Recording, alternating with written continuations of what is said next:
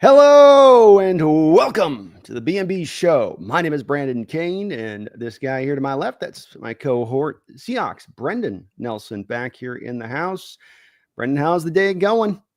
So far so good. For me, it's just starting. For me, it's Yeah, just started, but so far so good.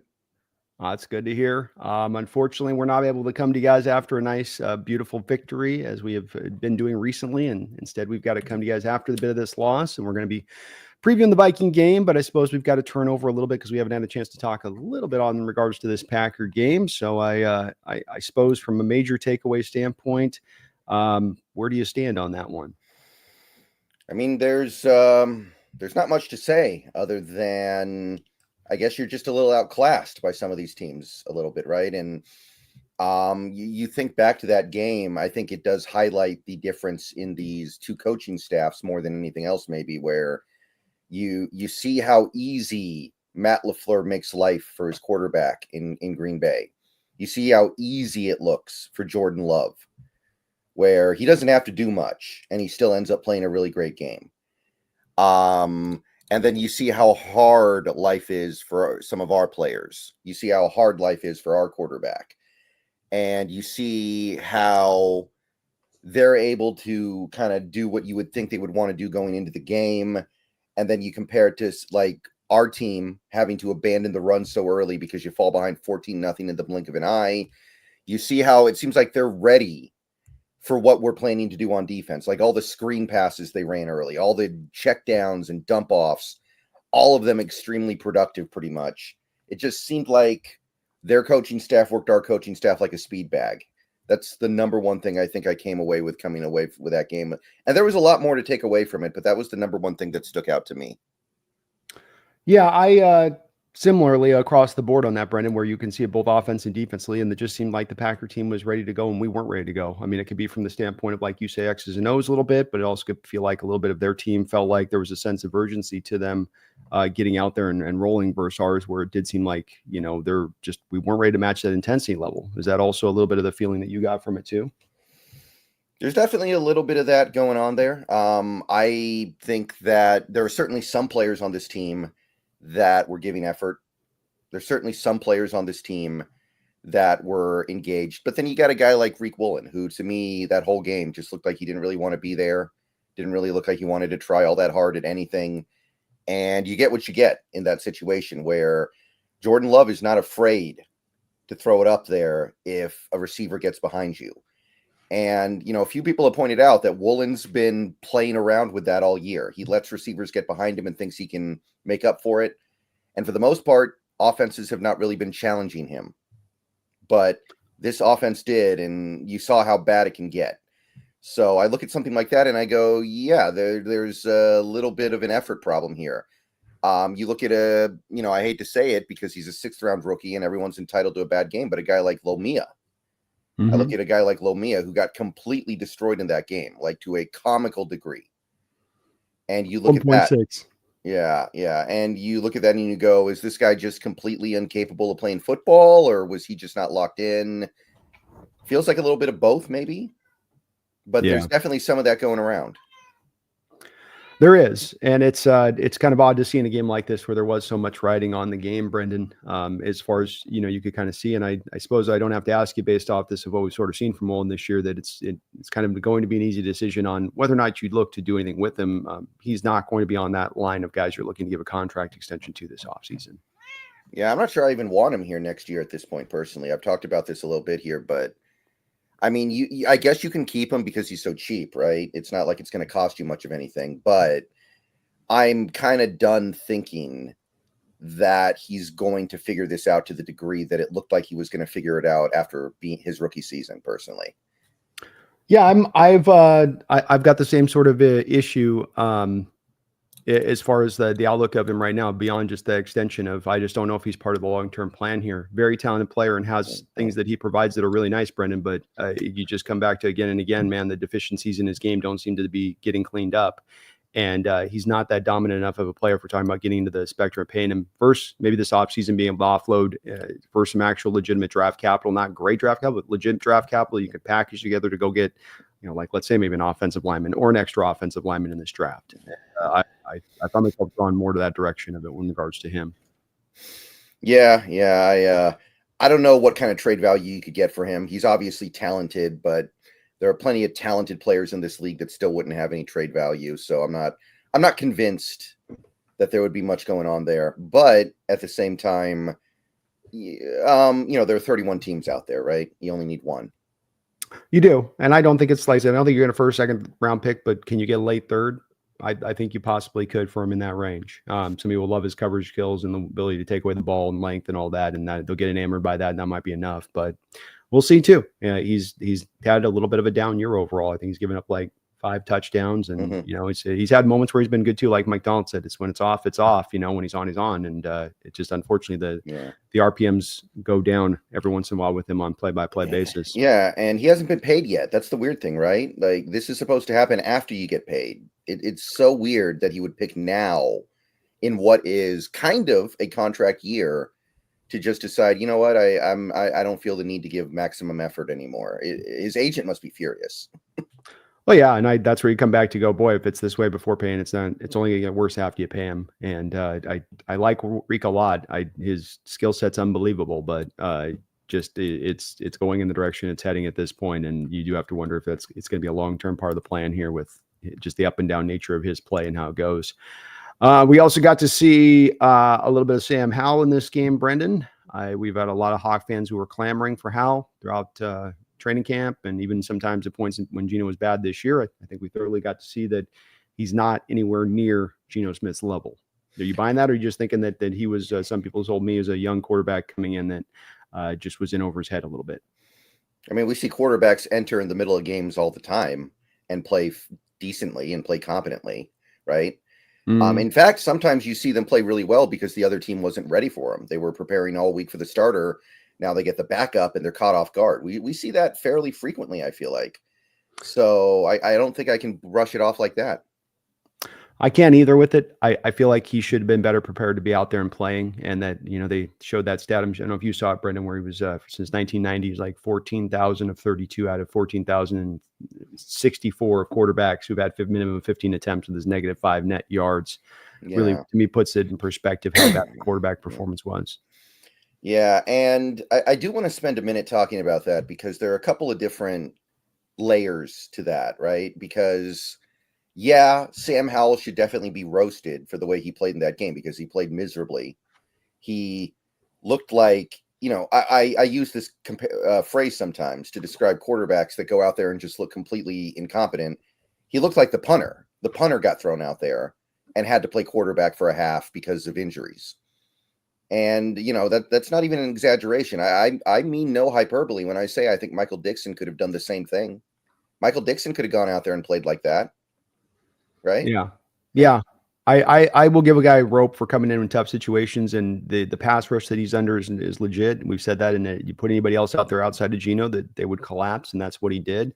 But I do think you expect a little bit more for a guy that started a full season of games. That's in his third year. I don't think that's something that's a big request that you have a 3.3 quarterback QBR when, like that's, come on, and it probably should have been worse. Yeah. The pick dropped near the like the 5-yard line. Had another one tipped up that went right through the guy's hands as the defender's hands. Could have been a third pick there. Yeah. And, obviously he deserves to be roasted for that. But, there's something else going on here where we know Sam Howell's capable of playing better than that because we saw him play better than that for a year last year, right? He started 17 games last year and he wasn't good. He wasn't even close to good, but he was competent at the basics. He looked like an NFL quarterback. He had 4,000 yards and 21 touchdowns last year. He looked like a real quarterback, a bad quarterback maybe because of all the turnovers and sacks, but he didn't look anything like that. And what it really, I think, serves to highlight is how bad this environment is right now for a quarterback. And the reason why I bring that up, and one thing I've talked about a little bit this week, is that a couple of years ago, when Geno Smith stepped into the starter role and turned into a Pro Bowler, and Russell Wilson went to Denver and became one of the worst quarterbacks in football, I think some people got it in their head that Seattle is just like this fertile breeding ground for elite quarterback play. And I saw, some people suggest that like, oh, any quarterback can go to Seattle and play well. Like look at what Geno Smith was able to do after a decade of being nothing, and look at what happened to Russell when he left Seattle. And maybe at that point in time that was a little bit true. It's not true anymore. This is not some hotbed for good quarterback play. This is actually a place that is making life much harder for quarterbacks than almost any other team. So we need to get the idea out of our head that just because we have DK Metcalf and Tyler Lockett and JSN, this is easy street for a quarterback. It's the opposite. Everything is working against the quarterback here. We have, I'm sorry, an offensive coordinator who doesn't seem like he really knows what he's doing yet. We have a rookie head coach who's good, but he's a rookie. It's not going to be the same as a guy who's been around for 4 decades like Pete Carroll. You've got this miserable offensive line. And, the receivers, I mean, they're good, but Tyler Lockett's could be anybody right now. So you're not even really leaning on that anymore as like some great example of what we're bringing to bear. So I think that's the main takeaway from that game. This is a really bad situation for a quarterback to be in. Yeah, it really is, and why it's got to be probably the centerpiece this offseason of getting this corrected before anything else that you would really look to do on this team is get the environment improved, and that's to me beyond even what you look to do at quarterback, but a commitment level on understanding that this has got to be fixed in a major way. And it's a small little half step is not going to do it. You're going to need to really drive this thing home to get this fixed, in my opinion, for as bad as shape as it is, especially that offensive line, which is, I think, the worst it's been throughout Schneider's time. This is the worst year, and that's saying something because there's been some absolute atrocious years as far as that offensive line goes in his history here. Yeah, and to highlight it, Green Bay is one of the worst pass rushing teams in the league. Like Green Bay came into that game ranked 30th in pressure rate, I think. Yeah. So you're not playing the Broncos here. You're not playing the Steelers here. You're playing a team that really has a hard time getting to the quarterback. And that's the game where your quarterback gets hurt. That's the game where you give up 7 sacks. It's embarrassing. It's humiliating. And John Schneider's talked about how he's felt humiliated as a GM a couple times here in Seattle. This is another time for that. Hard not to be if he's not. I mean, you look bad when you have something this bad, and it's been this bad for years. You didn't deal with it again this offseason, and now it's at its worst. And if he doesn't deal with the offseason, I'm going to be basically in a nuclear spot as far as things go, because it's just getting so frustrating to watch this happen again and again, and you do nothing about it. So we'll see if they do address it, if they do deal with it, Brendan. But it is horrible how this offensive line's been put together. And I mean, even with Lucas and Cross kind of having a pretty decent day on their side of it, still was just atrocious. You were your worst pass protection all year from a pass block efficiency standpoint. And to your point on Grubb, I don't know why he hates the run game so much. I mean, it's like he's like a cliche spread guy right now, Brendan. The cliche spread guy is the guy that just wants to throw it 95% of the time and only runs it begrudgingly. And that's what he's showing right now as an OC. Like, you can just see he does not want to run the ball at all. At all. He doesn't want to run the ball. Mike Martin. Huh? Yeah, he's Mike Martin. Yeah, Mike Martz, basically. And I really don't get it from his standpoint when it does draw the success it does. I mean, you got the Charbonnet run at 25 yards and then completely stopped going to it. We're going to start throwing now. It's time to check it. Yeah, and even McDonald, who has refrained from doing anything like this all year, kind of called him out in the postgame, talking about how, we felt like we probably should have run it more than we did. And, who's the guy making that decision? So you look at something like that, and one thing that you pointed out a couple weeks ago was that you were going to go with whatever Mike McDonald wanted in terms of keeping Grubb next year versus letting him go. And I did kind of agree with you that he would probably lean towards keeping him. After that game and after listening to what McDonald had to say after the game, I'm not so sure anymore. Like, maybe there's just a disconnect here where maybe on a different team, Grubb would be great. Maybe there's a team out there where Grubb would be really good, but that's not what's going on here. I don't, and it may. I think in the NFL, you have to have a semblance of balance in what you do, and that you can't just be a team that's going to just try to throw constantly at every given movement and measure that you throw, even if you have a good offensive line. You've got to find that balance. Teams pin their ears back. And it's been, you're right about McDonald bringing it up. It's also not the first time this year he's brought up the fact he wished they would have stayed more committed to the run. And I do believe we agree with you that I think that if we're looking at where this is trending, the fact that he has said this stuff kind of publicly, certain respects almost seems like it's laying the groundwork for eventually pivoting off of him a bit. To mention it multiple times versus just bringing that up behind closed doors and letting it ride in there, and with Grubb, he just seems to have some sort of like I can't go there thing in his play calling game, because it was wild to watch him sit there with Sam obviously over his head. You don't script anything up for him as far as easy throws or rollouts or getting him use his legs. It's such a boring. It's wild to me, Brendan, that this offense is so boring for as open as it was supposed to be and diverse as it was supposed to be. It's like watching just the most rudimentary of offenses. And I understand the line holds it back. I get that part, but Grubb's not also helping matters. Right. Like the interception that Geno threw. We got 3 receivers in the same area in the back of the end zone. And, you're not at the 2-yard line on that play. You're out at like the 19-yard line. There's no reason why you should have 3 receivers in the same area. That's the main reason why that play doesn't work, because Noah Fant beats his man. There's another man right there because there's another receiver right in the area, right? And you're just trying to figure out what's the logic here. Even if he was at UW with the best receivers and the best offensive line in the country, it wouldn't make that much sense to have a play like that. But and then also take into account it's 3rd and 9, right? Mm-hmm. So you're in a place where the defense is playing to that depth naturally by the down and distance of the moment. And that's where I think you're absolutely right on this, where I came back to Grubb on that and I said, run a drag route to JSN or DK there. Just throw it to your back. I know you want to get the 9 yards and you're thinking you're pressed, but the problem offensively has not been when we get inside the red zone, we're just taking too many 3 points. The problem inherently with this offense when we get inside the red zone is we have a tendency to turn the ball over this year. So you've got to be aware of that as an OC. And that's that part where there's this brain dead thing with Grubb where he acts like the past hasn't happened. None of this season has occurred up until the moment he's calling his plays. Everything's happening in kind of a vacuum. And I don't really get how he operates from that standpoint, like in that moment where Geno's tendency here, 3rd and 9 is not going to be, if you're operating from probably the 15-yard line and you're in 3rd and 9 NFL-wise, Brendan, and I was to ask you just generally, what do you think the conversion percentage rate is of that across the NFL in those kind of situations, like about the 14-yard line, 3rd and 9, actually getting a first down?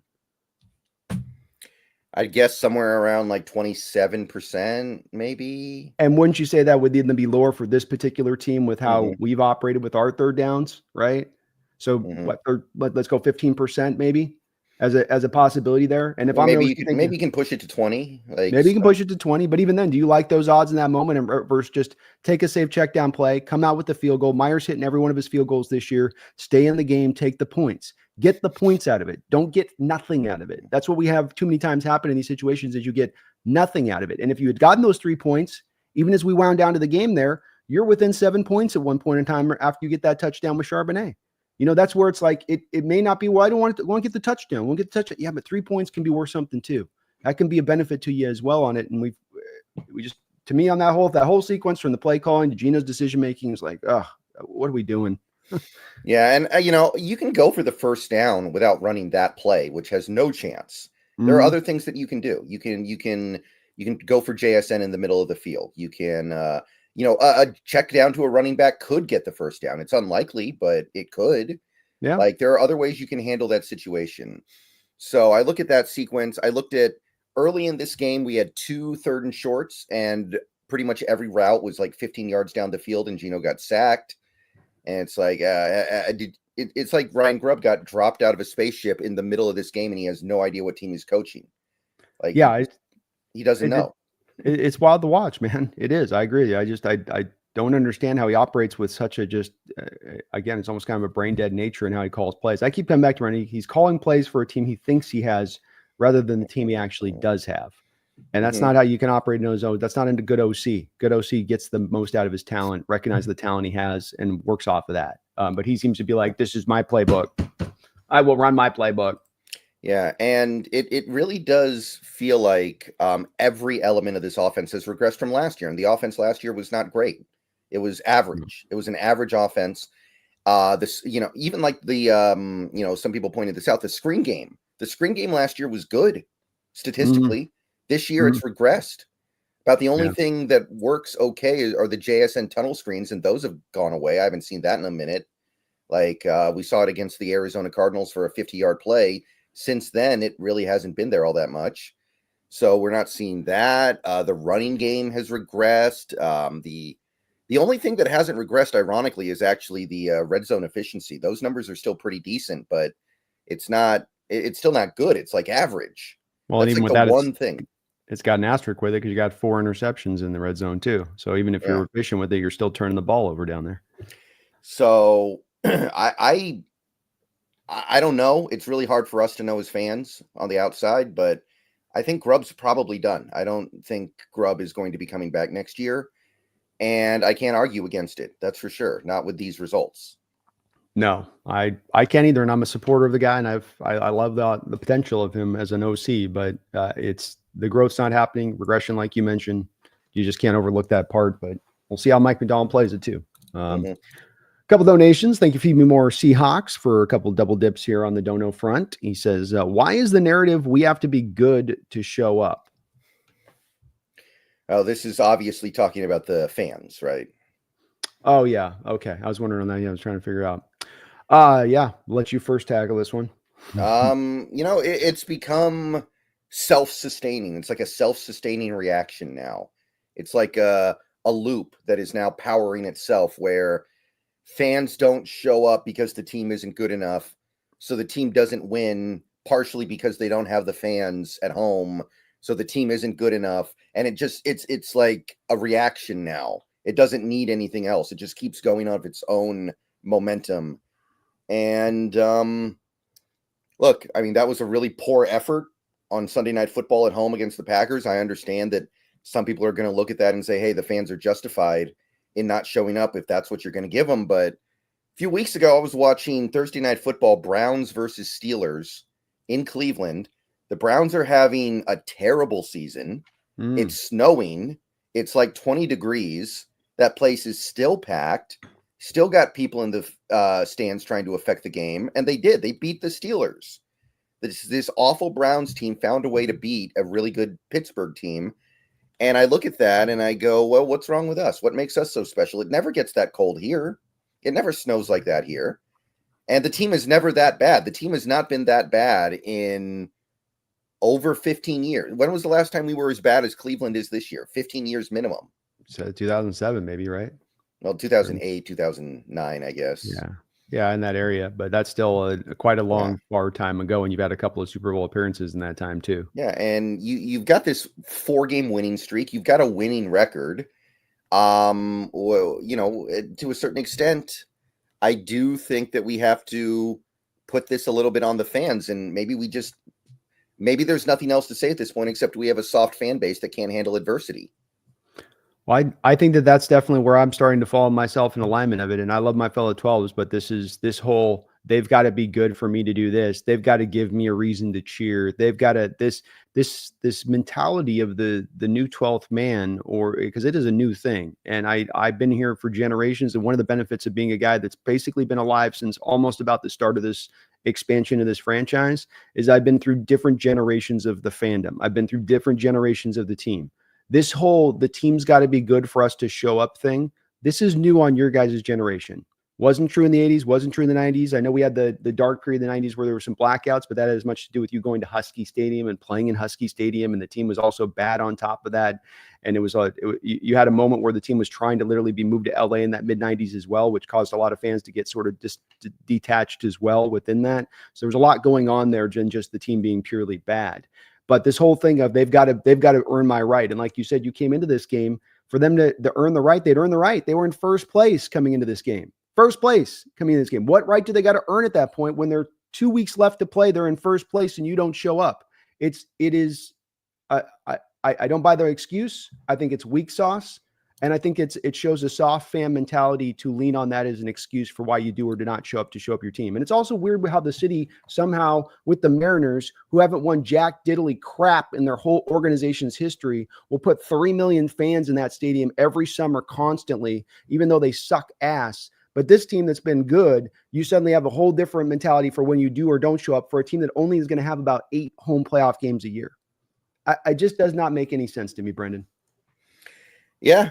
And, I hate to say it, but I think I see that attitude permeate even the people who watch my videos and comment on my videos and stuff sometimes, you kind of see the elements of a fan base that can produce a result like that, where we lost that game on Sunday, and I'm getting comments the next few days saying, oh, we should just tank the last 3 games. Who cares?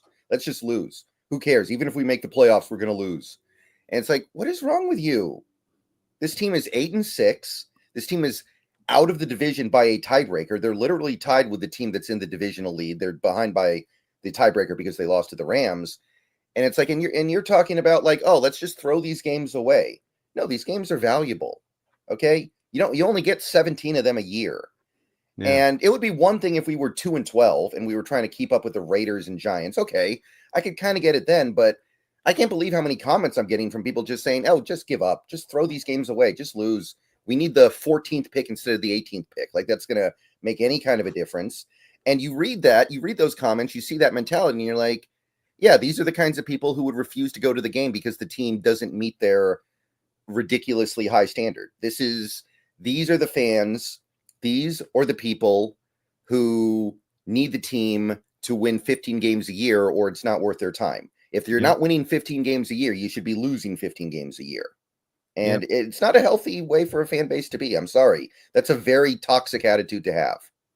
Agreed. And I think it's leading to as well the dying off of the 12th man. That's this continues as a general trend. If this mentality continues as a general trend, the 12th man will be no more. You can still call him that and all that, but the home field advantage has been lost there. It's nowhere near as loud as it once was, and it will continue to trickle out the door if we continue to act like this is an okay mentality to operate from as a fandom. I'm not a guy that likes to tell people how to operate in their fandom, but that sort of defeatist attitude, that's when I'll definitely put my foot down and go, this has no place in our fandom. This is not going to be good for the team long-term operating like this in your mentality. And, but it is what it is too. I don't know if it's changing anytime, soon on that one, Brendan. Feed me with another $2 donation. So did you guys see the Woody Johnson Madden trade? I did see this actually. So apparently Woody Johnson, the Jets had the opportunity to trade for Jerry Jeudy before the season started. And he said no because his Madden rating wasn't high enough. That was literally the logic he used. Oh my God. Isn't Marshawn Lynch the ratings coordinator this year for Madden? So Woody Johnson, so Marshawn Lynch is the reason the Jets aren't. Yeah. Oh, well, okay, I'm reading now. Apparently he vetoed the trade. So the trade was in place. It was ready to go. And Woody Johnson vetoed it because his Madden rating was too low. Well, at least that's not our owner, right? Like, even after a game like that, you can say, at least we don't have that owner. Yeah, it's very true. Our owner probably doesn't know how long our players' packages are either. So that's good too, right? I would hope so. I would hope that she's not measuring them up in the locker room there with a ruler. I would hope that with Jody. No, let me rule it. Just hold still. But yeah, so that's wild. Some of these owner stories you hear, I mean, these owners, man, when you get to be billionaires, you just do what you want, some of these guys just they just literally operate in their own little bubble of, I do what I want when I want. And I don't know how these owners that are billionaires that have this kind of fingerprints over the organization like this, and they have an organization that hasn't won for a long period of time. I don't know how they don't look themselves in the mirror and go, yeah, I'm a bit at the forefront of these problems. I'm one of the leading issues for why we're not doing this because of stuff like this. It's probably why it's getting leaked out. It's probably people in the Jets organization is probably trying to shake him up to get him to realize that this stuff's got to stop if they're going to hope to be good. Yeah. Well, I'm sure he won't veto the Kirk Cousins trade they're going to make this offseason.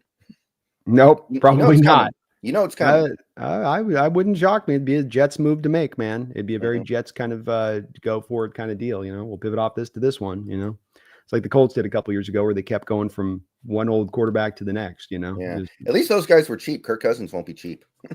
That's true. Well, he's only on the hook for the base at that point. The salary, the bonus will go off the books for the Falcons on it. But yeah, he's done though. He looks just finished. Yeah, Joe Flacco is probably better than Kirk Cousins at this point.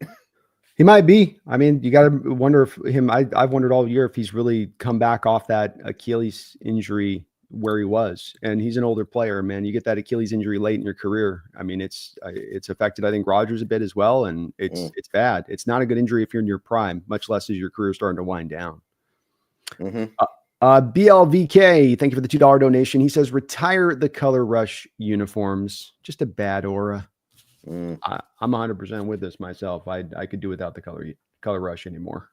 Yeah. I think Wolf Gray was better than this. We should bring back Wolf Gray. Wolf Gray. Let's go. Yeah, that was better. That was the one we retired for the throwbacks, I think. So just bring it back, get rid of the color rush, and I think you're better off. Yeah, I don't like the color rush at all as well. There's no aura to it. It's really bright, and I don't understand the draw. The people that love it really love it, but it's a very small contingent of the Hawk fan base that actually love it. And we have these two great other uniform options, being the throwbacks and the Wolf Grays at our fingertips. Why go toss those away for something that's less? Doesn't make much sense to me. Didn't we have orange jerseys that one year? They weren't, those are the worst ones. I think Yeah. I know what you're talking about. That's the nut low, right? That's the nut low. That was the worst of the jersey in Seahawks history. That one right there. Yeah, those were awful. And so, there's somebody in the department that loves the green color. I bet that the same person that made that green on bold display, that's probably the same one who came up with these color rushes, because they just have this fascination with this color green. It's like, it's such an unusual color of green. Put it everywhere. Put it everywhere. Like, no. It hints, accents, you know what I mean? Accent it. Agree though, BL. Agreed, and thank you for that donation. Marty McFly with a couple of double dip $12 donations for us. Thank you for the double dip donation, Marty McFly. You. Very kind of you, man. Really, really appreciated. No message in your donos, just the double dip of the $12. So you're very kind for that. Thank you. Thank you, Marty. I love the Back to the Future thing there going on too, by the way. Thomas Cox, thanks for the $5 donation. Who's more at fault for the offense failing, John Schneider or Ryan Grubb? I think I would probably go with Grubb right now. I don't think Grubb is maximizing this. And the offensive line was terrible last year, and Waldron did a better job than Grubb is doing right now. And Waldron's not good. I mean, Waldron will probably never work as an OC in the NFL again, right? Like, it's hard to believe. I can't imagine. Ever. Yeah. No, I don't see how that's possible.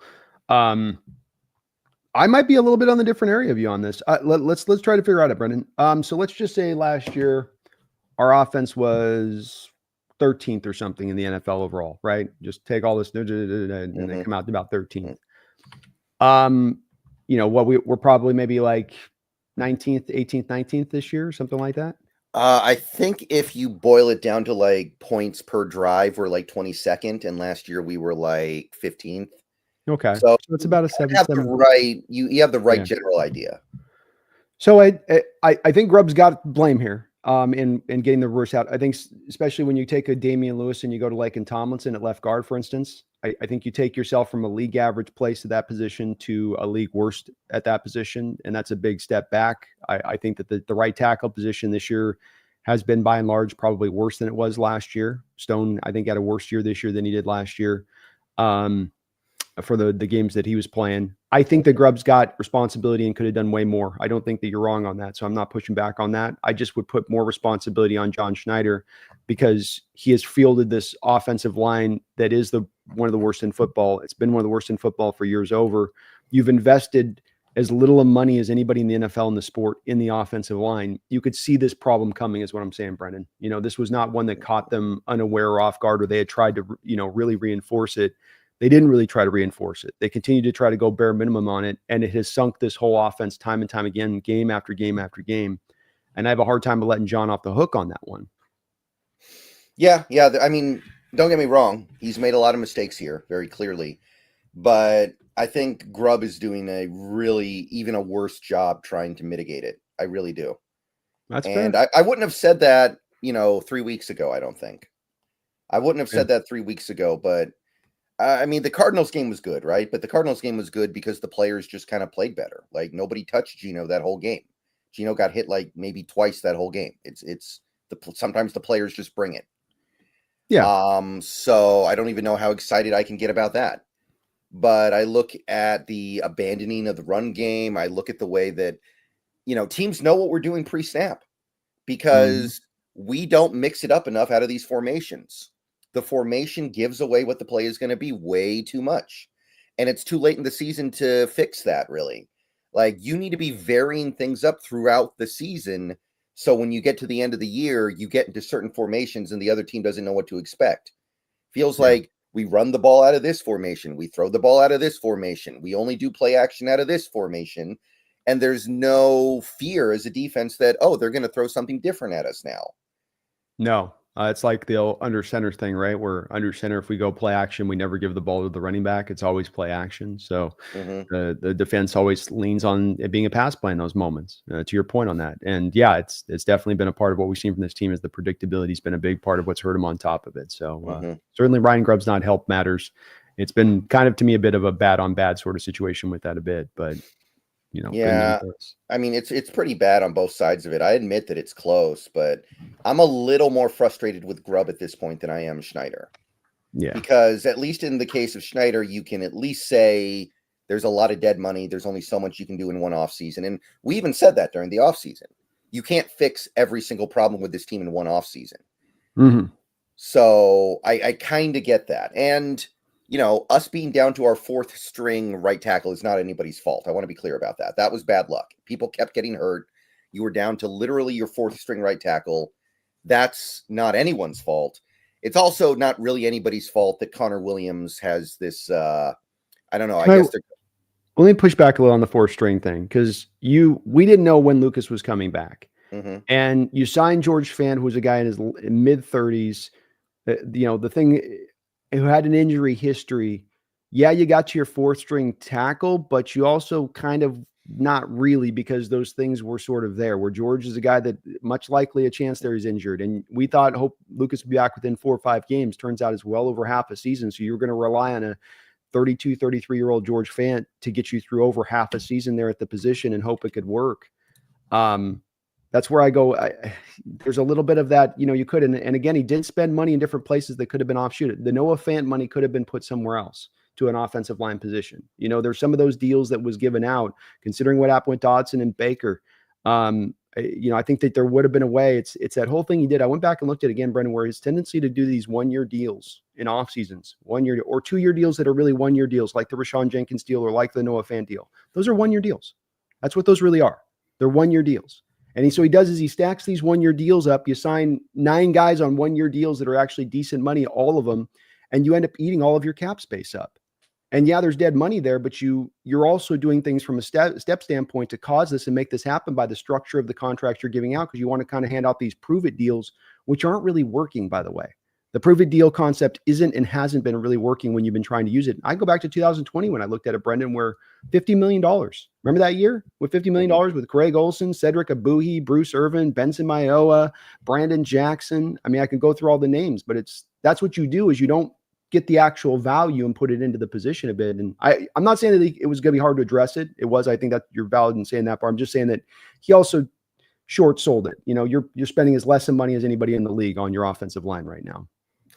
Yeah. I mean, there's definitely something to be said there, but I just don't want to act like I thought the Connor Williams thing was bad. When we signed Connor Williams, I thought it was a great idea. I loved it. And I don't want to pretend like, oh, I always knew that was going to be bad and not going to work out, and it was a terrible idea, because, I do think that was a good idea. It just didn't work out. I thought the George Fant thing was okay. Didn't work out. I hated Laken Tomlinson, and that ironically has worked out better than either of those things. Still hasn't worked out, but I'm trying to make sure I'm not doing the revisionist history thing where I'm acting like, oh, I knew all this was going to fail. I didn't. Yeah. No, I mean, it's fair. And I like the Connor Williams signing with the 2. So it is just that there is a certain track he's taken on this stuff at times where, you'd like to see a little bit more of the true investment rather than just trying to go as cheap as humanly possible, which seems to be sometimes what John's trying to do on the line. Right. Taker 610, thank you for the $2 donation. John Jackson Smith-Njigba's first 2 years, he's had Waldron and Grubb. Yeesh. Grubb's done a pretty good job. I think Grubb hasn't done a lot of great stuff, but I think one of the good things he has done is more unlocked GSN. Yeah. If there's one thing he's done well, it's use the middle of the field. And I look at Gino's pass chart every week. Every week he's spamming the middle of the field, which I love. Yeah. I think that is modern football. So that's the one thing that I like with Grubb, but he's not the only offensive coordinator in the world who can do that. right? There are other offensive coordinators who are going to come in and be like, yeah, middle of the field. That makes sense. Yeah. Or how, to your point out, OCs that know how to put a centerpiece point with a slot guy and be able to really work him and make him dynamic, like a number one receiver. There's plenty of guys like that can do that in their systems and schemes and just the way it's set up. They don't even have to force it. It's just in their system to do it. So, yeah, maybe he'll be on to his third OC here by next year at this point, Taker. Yeah. But, thank you for the donation. DVN, thank you for the $10 donation, DVN. Very kind of you. As an East Coast fan, it's sad to see. My wife and I had dreams of one day going to Lumen. We went to the Falcons game and got loud with no intention of winning off of a losing streak, and we took over. Shaking my head. Hurts the heart for me, DVN. I'm sure it does for Brendan too on this. It hurts the heart to see this thing go away because it's such a unique thing in fandom. This isn't just something to the NFL. It's something, Brendan, that's unique to sports. And that we had a fandom back in the 80s, late 70s that realized that they could affect the game if they all in unison got as loud as they possibly could. And it was an amazing environment to be in when you're in the midst of it, to feel it. And that it's starting to drain and go away, and that the new generations are not going to get to experience it like we once did, is really sad, because it was something that was so special, and not just for football, but for sports. But it is the way it's heading. Yeah. And, I was having this discussion with some people on Twitch about this a couple days ago. This isn't a transplant city. That's the excuse that Arizona has, right? Phoenix is a transplant city, so of course they can't get a lot of fans in there. But I don't think Seattle's there. It's just really confusing how it got here. But again, I look at the attitude some people have post in my comment section, and I'm like, yeah, I can see how this fan base got to this point where everything is too. Everybody's trying to be a technician. Everybody's trying to everybody's trying to look at things too clinically, I feel like.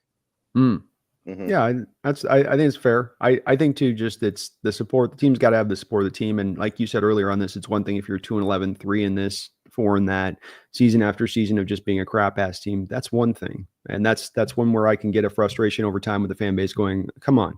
But when you have been a team that's been pretty good, when you've gotten to 2 Super Bowls in the last 10 years, I think that's where you got to kind of take a little bit of a grain of salt with some of that kind of criticism and go, let me step back on this one just a little bit with this one with some perspective. Yeah. And I don't like it. I don't like it at all. And I don't know what it's going to take to get it better. I know that there are a couple of sports stadiums out there, like the Falcons Stadium. What is it? Mercedes-Benz Dome. Mm-hmm. And now the Phoenix Suns are doing this too, where they've made food in the stadium extremely cheap to try to get more fans to come in. And maybe that's part of it. Maybe you just say, look, we'll make our money on ticket sales. We'll lose money on food. And it's cool. We'll do that in order to get more fans in. We'll make up for it. But short of something like that, I don't even know how you get the conversation started. Yeah, I don't know how this gets changed either, Brendan, because it does go up. This is somewhat of a league-wide issue. And you have, the NFL doesn't want to necessarily do anything about this, right? Because they want to have their season tickets sold. And if you have people that are going to commit to buying season tickets, even if they're going to sell some of those tickets during the year, that's that many more season tickets that are on the book as being sold. And then you only have so many tickets in every stadium then that are your day game sales, right? So if you have, 25, 30,000 of season ticket holders, then you got 30,000 tickets left that you sell on game day, versus if you didn't allow for the resale and now you're only selling 15,000 season ticket holdings, and now you got to come up with an extra 15,000 you sell on game day. Well, now you're going to risk having blackouts. And the NFL has been down that road before with organizations, and that's what they don't want, is have to black these games out in the local areas. So I don't know how this changes, because, Brendan, let's face it, if you get to late season, and let's say we take this stuff out of the people being able to resell, and you have a team that's Carolina Panthers right now, mm-hmm. You're going to have empty seats. You're going to have a blackout. Right. There's really kind of no way around that on it. And I just don't think the NFL wants to go down that road. And yeah. I think we missed a super chat here, by the way. If you scroll up, Thomas Cox, $5 on your end. My bad. You guys? Yeah, let me get back on that. Thank you, though, DVN, and hopefully it does come back, man. Just because it's gone now doesn't mean it's gone forever. If they start to take maybe some steps in here and recognize it as an issue, we can start to correct it. But the ownership's got to recognize the issue is here, and that they got to actually do something about it. They can't just sit on their hands and hope it goes away. Mm-hmm. Right. Thomas Cox, thank you for the $5 donation. I appreciate you for that. Sorry we missed you on the above one there, Thomas.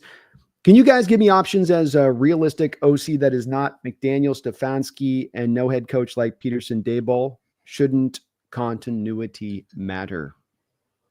I mean, it definitely does.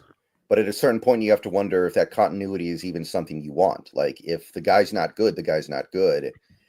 And normally, I might be in a position of like, let's just be patient, see what year 2 looks like, give this some time. But I think they're going to be like this lists out. There are some really intriguing names that could be available this offseason. Yeah, I mean, I think he's looking for some names outside of these ones that we would be looking at, I think, at the forefront, Thomas, because the guys that you're mentioning are the guys that, would be the ones, if you're moving Grubb, you're going to want to get a certain guy that's got what you're looking for is the opposite of Grubb, the person that's got the experience and background in the NFL, who's got a successful history in being an OC. And you're not looking on, going for one of those guys. So if you're looking at us grabbing other names at that point, it's going to be grabbing names that are guys like Pete's of the Rams, who's, been in, that's the OC, but it's McVay is really the OC, that there's some untestedness there and going at those guys, Thomas. So I think that really at the heart of it, I'm not trying to pivot off your question. For me, I'll see what Brendan's got, if he's got a couple of ideas on guys, but you're pivoting off Grubb, not to go to another unknown. You're pivoting off the unknown to go to a known, I think. And continuity does matter, and I'm with that. But Brendan brings up the point on this with Grubb. There's a couple of issues that have gone on throughout this year that are disconcerting for the long term. And I've been a pro Grubb guy and wanting to let this play out, Thomas. But him and the coach not being on the same page as far as the running game, his inability to work around the pass protection and keep staying in these sort of long developing routes because that's what he wants to do. There's been a lack of adjustment on his part that's discouraging as far as looking in the future, because you wonder if that's going to continue to be part and parcel of what you get with him as an OC, even if you get the offensive line in the right place. And then now you start to go, well, that can eventually hold us back in a major way, not in the way that it keeps us from being a good team, but keeps you from being a great team. Mm-hmm. Yeah. I'm still a big fan of Frank Reich. If you could get him out of retirement, I think that he would be great. Somebody like that. That's somebody who's had tremendous success in this league as an OC and even had moderate success as a head coach. So he's overqualified to be a offensive coordinator at this point. You could honestly, and people are, some people aren't going to like this, but I even think you could go get somebody like a Brian Schottenheimer and get better results than this. I don't know if he would ever make you hyper elite, but Brian Schottenheimer produced pretty good results every year he was here. He was here 3 years. We had a top 10 offense all 3 years. We didn't get away from the run game the way Grubb is. We had a good running game all 3 of those years. And some of our best offensive lines of the John Schneider era were in those 3 years. Now, maybe you could say that was because of Mike Solari, who was the offensive line coach at that time, but you could look at something like that. You could look at somebody like, if you do want to go in the more unknown area, maybe you could go get somebody like a Clint Kubiak in New Orleans, who I imagine New Orleans is going to blow up everything this offseason. Maybe you could pick up him. There are options out there, and that's just the big name guys. That's just the guys that I know about off the top of my head. Yeah. No, I wish I had more names kind of for the secondary point, but I've been concentrating more of the bigger names from my standpoint, Thomas, and just I want to get something that's legitimate if we're going to go this route. And that means something that is more of a known quantity. Otherwise, just roll with Grubb if it's unknown to unknown. Yeah. I don't know. I really like the McDaniel idea. That guy will scheme up a run game that throws everything at these opposing defenses. And to me, the problem with McDaniel is he doesn't have the chutzpah to be a head coach. Yeah, I think that's fair. I worry about him a little bit with the just everything's easy going, easy peasy. I feel like that guy's gets up in the morning and smokes like 3 blunts and then goes to his job and just, man, just whatever, man, it's just, it is what it is, man. And I'm not against a guy that's doing that stuff, but it's also like, you hear the stories coming out of Miami about the lack of discipline, the lack of intensity, some of the cupcake practices that they have. And you go, is that the mentality we want to drive for here? I'm not out on Brendan. I'm just saying I have some hesitancy on this one a little bit. Okay, let me run this past you. What if it's not a new OC? What if Grubb needs like a consigliere or just as an example, I remember several years ago it was Norv Turner. Norv Turner, after his time as an OC or head coach in the NFL, became like an assistant. He's Yeah, doing out for his yeah, son. in where is that? Where's the Turner son? Shoot, is he in Cincinnati? It's No. that or Tennessee, right? Isn't it? Is that or Tennessee? Right. Like you need somebody like that, somebody who's been around the block, he's seen everything. He doesn't want to be an OC anymore, but he's like your, Tom Hagen. Okay? Like maybe somebody even like a Mike McCarthy who clearly shouldn't be a head coach anymore, probably doesn't want to be an OC anymore, but he's seen everything and he can kind of balance out the rougher edges around somebody like a Ryan Grubb who just got here. Somebody like that. Maybe that's the solution instead of just getting a new OC. And maybe you just bring in that consigliere. And I'm probably That's a poss- mispronouncing that, but you know what I'm saying. Oh, you pronounce it right. I think it's a possibility. It's teams have done in the past, like you say, and maybe it's the way that they look here on this as an alternative to going fully through. So I think you got to be open to all possibilities and options to getting this fixed, and that's certainly one that other teams have taken as well. I mean, even this year with McDonald, right? He's got that kind of in Leslie Frazier for the defensive side of the ball, and I'm sure that's been very helpful for him having that guy over the head of him in that way to provide him some of that foresight. Mhm.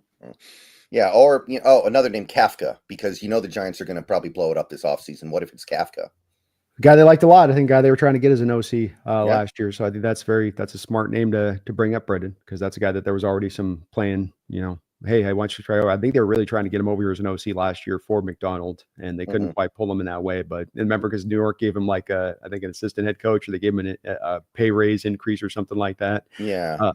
when we were trying to do that. So that's a good name, man. That's definitely a guy that might be a possibility here. Yeah, I like Kafka, by the way. I like him. I think that he is the main guy responsible for making Daniel Jones look like a guy who could get a $160 million contract at one point. And, we've now seen that guy is not worth $16 million. So, Yeah. there's something to be said for that. Yeah, I'm open to it with that guy, and the team seemed to like him quite a bit last year and doing it. So I'm sure they've done their homework with the guy, and there's a reason that they were looking at him in that way. Upo, thank you for the $10 donation. Upo says, "Hey guys, just wanted to say happy holidays, and I appreciate the content. Cleveland fans, Pittsburgh fans, and Green Bay fans would never choose a higher draft pick over a win. Go Hawks, always." Mm-hmm. Thank you, Very Upo. true. Thank you. By Upo, happy holidays to you and yours as well. I hope everyone out there has a great Christmas holiday and happy New Year. And you're right. I think that there are fan bases wouldn't have been wired as much to be in this way with it. And what'd you call it, Brennan? Everyone's trying to be a technician a little bit. Yeah, And it's this thing where people sit in a dark room and they're like, "Oh, if the Seahawks lose this game, they have a 1.2% better chance of getting an elite player at pick number 15 instead of pick 17. So, therefore, because the playoff odds only move by 2.4%, we should root for the team to lose." That's what it feels like. People think they're trying to be smart here. People think they're trying to like beat the system. They're trying to be, they're trying to moneyball it as a fan. Like by saying we should root for the team to lose every game for the next 3 years so we can get the number 1 overall pick every year and then we'll get blue chippers and then we'll win the Super Bowl immediately. And it's like, no, you're trying to like be this technician. You're trying to bring like math into being a fan. Just be a fan. Just root for the team to win. 98% of the time, just be a fan. It's okay. And yeah, maybe the day will come one day when we're 2-12 and we need to lose these last 3 games to get the number 1 pick and get, the next Caleb Williams or the next, John Elway or whatever. Okay, that's a little different. it's a far But cry from being first place with 2 weeks winding down. I got to be honest. I see these comments of people just throwing in the towel or trying to argue why we should throw in the towel, and it's just I don't know. I find it to be kind of pathetic. It's like, Yeah. God, we're tied for first place. Yeah, it's like you said, it's they're operating with a man like your 2 wins versus being in first place, and it's kind of wild to watch. Where it's like usually when people are teams fans are first place, you're celebrating, you're like, hey, we're in this, we're fighting. So it's weird. It's kind of a bit of a strange thing. That's what we're trying to wrap our heads around. I think folks on that, but Yeah. Upo, it sounds like you're in the same Yeah. pathway on this one. And like this is another great example. The Browns, how many number 1 overall picks did they have? How many times did they pick in the top 5? Are they anywhere? No. Yeah, Pittsburgh never picks in the top 10 ever. Pittsburgh never almost picks in the top 15. When was the last time No. Pittsburgh picked in the top 12? I think literally maybe not since, Like Roethlisberger or something. yeah, like Tommy Maddox, right? Tommy Maddox was the last quarterback to lead them to a bad season. That team is way, way better than Cleveland over the last 15 years in terms of having success. Does Green Bay ever pick in the top 10? I don't think so. Nope. I don't think so either. It's tankless. We've said many times over, tanking doesn't work. We get it brought up to us a lot. People advocate with us a lot on both of our channels. And every time we come back and say it doesn't work, we've looked at the data and the information, and it does not work. It's a theory thing where in theory it would work, but in practicality it does not. Yeah. If a team needs to healthily kind of flush away a season a little bit, if they need to rebuild, okay, that's one thing. But it's another thing to root for the team to lose. Like, I would rather have a 6-win team with like the 11th overall pick than a 1-win team with the number 1 overall pick, because the number 1 pick doesn't have anything. The team with 1 win has nothing in place. They've got no good players. They've got to do everything. At least the 6-win team has something to get to 6 wins, right? Yeah, agreed. Yeah, it's not good. But I think what they're thinking is that you go to the 2 wins but you are a 6-win team really, and it just doesn't kind of work that way. It's a again thing versus theory versus actual practice. Real life, it just doesn't work well. Right. Thank you again, Upo. Very kind of you. DVN you two on those big donos. Feed me more Seahawks. Thank you for the $2 donation.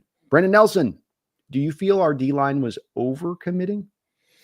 I think it can look like that because of all the misdirection that Green Bay was doing. Like, I think Green Bay ran that play 6 times where Love gets the ball out of shotgun, then he goes back like he's going to throw it, and then he gives it to the running back, and they were doing the thing where they would run like the jet sweep after looking like they're going to do a normals inside zone handoff. It can look like that. I don't know if we were, but maybe. Yeah, I felt a little bit like I felt in tape. We had guys in some of the games and some good amount of the plays just doing a little bit too much, just trying to get, especially in the run game, trying to get into the backfield and they lose their gap integrity. And you got an open door now because you're trying to just do a little bit too much. It got better as the game went along, I thought, but definitely early on, it seemed like there was just a little bit too much of stretching, but that was a question for you more than me. Thomas Cox, thank you for the $5 donation and all of your support today, Thomas. The defense gave up 20 points before halftime, but Grubb is to blame? I don't get it. Oh, I mean, I don't think we can defend the defense that much in that game either. I thought they were terrible. It was 14-0 before you could blink. And Green Bay scored points every time they touched the ball in the first half. I'm not defending the defense, but that doesn't mean Grubb is doing his job either. That doesn't mean the offense is doing well either. Both can be true very easily. Yeah, and it's part of this, Thomas, comes into the stuff that's led into this game too as well. So, this isn't just about this particular game existing and it's a one-off state. It also is about what's been the trend from Grubb that we've seen this year. What's been the defensive trend? And Thomas, walking into this game, I think your defense was up to had climbed all the way to 11th in points allowed. They had been improving. They'd had plenty of games where they've been close to dominant. I don't think there's been any game points in the games this year offensively where we've looked at our offense and said they've been dominant. And that's where it's been. And as well, when you went through this game, the defense found some answers. They found some stops. They turned the ball over for the offense, and the offense time and time again couldn't get it done. It's also, as I always say with this, Thomas, whenever we drive to simplicity is in assessment is where you're always going to find me pulling back away from that and going, nothing in football tends to be very simple or straightforward. And so with this on being, well, defense gives up 20 points, they're really the head of this happening. So simplified wise, the blame should be on them at the forefront. And then the offense just did what they kind of did. That's sort of simplifying it. First, let's get into the details of this. You're 3rd and 2. Why are you running long developing routes? Where is the commitment to the running game? Why is it on a 3rd and 9 from the 14-yard line when you've had all these issues in the red zone? You're going back to trying to have Geno hold on the ball in a deep developing route and throw it into the end zone. You know how this is going to turn out. It's the details within this as well that matter, Thomas, more than it is just one single stat that we might point to on this and say, this is this. It's what happened prior to coming into this game. It's all of that included to make the full assessment of a guy like Grubb.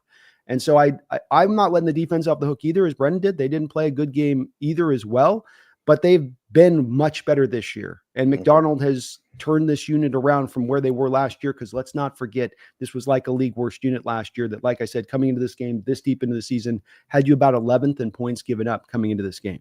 So he brought this thing around. I mean, if the Seahawks had played that game on Sunday exactly as it went, but they went into that game with like a top 8 offense, I don't think we'd be having these conversations. I think we'd just be like, oh, well, that was weird. Anyway, let's move on. But that's not what's happened. We've had an offense that, I mean, they played really well the previous week against the Cardinals. Okay, right? That was a good game. That maybe was the best game of the year. But then you've got like the Jets game where the offense was, And then you've got, games like the Bills where the offense does nothing. You've got games against like the, 2 games against the Niners where things didn't flow right. You got that ridiculous Giants game, which gets worse and worse with every passing week. So we're not just looking at one game here when we're talking about the offense. No, it's the totality of the whole season coming into this, and that there was more things going on in this game, Thomas, that were trends that had bled over from other prior games. And if they're trends, you wonder, are they inherently a part of Grubb's game as an OC? And if they're inherently part of Grubb's game as an OC, then he's not here to be the answer long term. And I don't think McDonald's got those same sort of inherent failings within his own game on the defensive side of the ball in the same kind of way. That has me worried. And we're both still at the point, Thomas, with Grubb, that we're not calling for anybody's job on or anything like that. But, the blame is rightfully placed on this one to a large degree, I think. Yeah, I agree. Thank you, Thomas. Appreciate you, brother. Phoebe Moore Seahawks, thank you for the $2 donation. It says 3rd and 2 and we go for a shot. Pretty much sums it up. And it's not, again, happened many times this year. I can't tell you how many countless times we've been in 3rd and 1 and 3rd and 2 and we're sitting in shotgun and Geno holds the ball for 3, 4, 5 seconds looking deep down the field and you've got no outlet options. It's happened time and time again this year. Yeah. They were showing the cut up of the 3rd and 2 play early in this game. Maybe it was like a 3rd and 3, but you got 3 routes that are 15 yards down the field. And then you've got like the tight end is the one quick developing route. He's covered. It's basically just a really quick curl route. There's not much to it. And I think the running back is running like a wheel route. I think Charbonnet was running a wheel route on that play, if I remember correctly. And it's like, it doesn't really make a lot of sense. If you had an elite, if you were the Lions and you have an elite offensive line and you're going to go for it on 4th and 2 and just try to bang it past the chains for a first down, it's different. But that's not what you have. You have a team that can't go for it on 4th and 2 pretty much ever because of their personnel. So, coach your personnel. Yeah, I agree. And this is just one of those little spots. Drives me nuts with it. Drives me crazy where it's like, take the short route, take the short play, get the first down, keep the chains moving. You're a spread system. You're supposed to have these concepts built within what you do, not be just completely obsessed with pushing the ball down the field at all times, which has been sometimes the case with this team, I feel like. Tom Brady built like his entire career out of just taking the quick, easy pass. It's there. It's there a lot of the time. But you have to stay committed to it. And a lot of these OCs, a lot of quarterbacks in this league just can't do that. They want to get greedy. They want to push the ball. They don't want to be patient. And, this is, unfortunately, this is what defenses, Brendan, with them playing the cover 2 shell now, this is what they're forcing you to do, is the deep stuff's getting taken away. They're going to force you to earn your way up the field. So you've got to lean into that, I think. Right. Stimpy has been celebrating 16 months, I think, as a member on your channel on this one, I think. No, this is you. This is me. Well, thank you, Stimpy, for 16 months on my channel. I appreciate you for that. He says, I was at the game and achieved my goal of losing my voice and was able to make the 2 Packer fans next to me visibly annoyed every time we were on D. Let's go. Yeah, at least somebody did. That's good. At least somebody did. It was you and I think about 4 other people in the stadium this past Sunday, Stimpy. But well done on your part. I know that folks that watch both me and Brendan's channel are not going to be part of these folks that aren't going to do all they can when they're in that stadium. We know you guys are going to be bringing it. We just have to have everybody in the stadium bring it and stop selling their tickets to the opposition. Right. Congratulations, Stimpy. You accomplished more than the team did on Sunday, I guess. Amen. And thank you for that long time support, brother. Appreciate you. Jeffrey Thistle, thank you for the $5 donation. It says Major League Baseball needs a hard cap in a big way. Half the teams don't matter because they can't outspend the other half. Why does no one talk about this? Seems obvious. I feel like most baseball fans don't really care. They don't mind the Yankees and Dodgers being and the Mets being the top dogs every year. I feel like, maybe the sport's even better off when those teams are the teams that are always playing for the World Series. Could be. I think Major League Baseball just doesn't really care about their sport to too much of a degree. They've made certain adjustments here, but they don't care. The other thing is the baseball player union is the strongest union in all of sports. So, they're not going to ever allow a cap to come into play. And I don't think the ownership has the balls to strike or hold them out to force it to happen. I agree with you. It needs to happen. It's made me check out of the baseball season. I don't know how you can be a Mariner fan right now and look at this team and go, they've got any chance other than they can stuff a camel through the eye of a needle in order to get themselves to a World Series. That's the only way that that's happening. And I don't understand how you can, as a fan, look at that and say, well, that's possible. This is feasible. Yeah, we got a realistic chance of getting there to this. You got no chance. The reason you haven't been to a World Series in 50 years, you've operated from that same mentality time and time again. It hasn't worked. So you're right. It seems obvious, man, Jeffrey, but I just don't think Major League Baseball cares. Yeah, I think they're happy with like they like the Dodgers winning 110 games every year because that team draws a lot of attention. And there are a lot of Dodgers fans out there, and they're just like, okay, it's fine. Did you hear about the new rule proposal from baseball? No. The golden bat. What's this? So the rule proposal is once a game, each team will be able to pick any batter on their team to bat at any point. So like if the team has the bases loaded and they're down by 2 in the bottom of the 9th with 2 outs, they can just go, hey, we want Ohtani to take this at bat. No. It's one of the most ridiculous things I've ever heard. Yeah, it's a swirling the drain kind of move. And I mean, I think in my opinion right now, Brendan, in general, I think football rides high in the hog, but I think when it comes to basketball and baseball, they've got some very big worries going into the future as far as, those sports have been around for a long time and people might think that they might last forever, but I'm old enough to know that as I was growing up, horse racing, boxing, good amount of sports that were popular at one time that stopped being popular as I grew up. Mm-hmm. And boxing in this country was at one time as big a sport as just about anything in the 60s and 70s. And so, these Major League Baseball and basketball might be thinking that they've got their spot set. Well, okay, we're number 2, we're number 3, but but I'll tell you what, that's old generations of fans on baseball right now. That's who is your major fans on that. It's not the younger kids coming up. And with basketball, that game has gotten so boring. I mean, this is why we don't have a Sonic team. They can't afford to expand right now. That's the reality here. They would have put a Sonic team back in here by 21, but they're regressing. There's retention going on right now with basketball. So it's, those teams are playing with fire, I think, a little bit as far as, thinking that they're just going to remain in that spot. Yeah, baseball's actually still kind of doing okay. Basketball's the one that's just like crashing. And they're about to lose Steph Curry and LeBron. Like LeBron and Steph Curry are about to retire. Those are your 2 big generational stars. What are you going to do when they're gone? Like that's going to be really hard. I think they're in big trouble. And baseball's not far behind. They're in a little bit better shape, but part of the reason why is because they were struggling so much for a while there that even a little bump up is actually seems like a big step in the right direction, but it may not be. Yeah, we'll see with it, and then we'll see if it can sustain. I'm very reticent to believe it will because for the reasons Jeffrey put, Brendan, one of the reasons that football is the draw that it is everyone feels like they've got a chance every year. The parity of the sport allows everyone, even the Cleveland teams, to feel like we've got a shot. And in baseball, when you got half the teams feeling like they don't have a shot, and they're right to feel that way, they're not just being emotional fans. They have a right to feel that way. Well, that's not how, there's no way you can explain to me how that's good for the sport. Like you say, you might still find success. You might still be able to live high in the hog off the fat boys like your Dodgers or your Yankee teams, but it doesn't mean your sport's in a healthy state. And it doesn't mean long-term you can know you're going to survive and roll well as a sport if that's going to be the case. Right.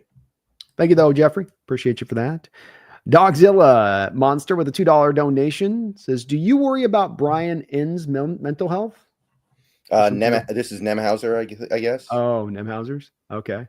Yeah, I mean, I'm guessing that his YouTube shows are a little bit, less enthused when the team isn't winning. But at the same time, like, I'm you look at the content creators for football teams or sports teams in general on YouTube. We have Giants fans that have been making videos after every game for 15 years.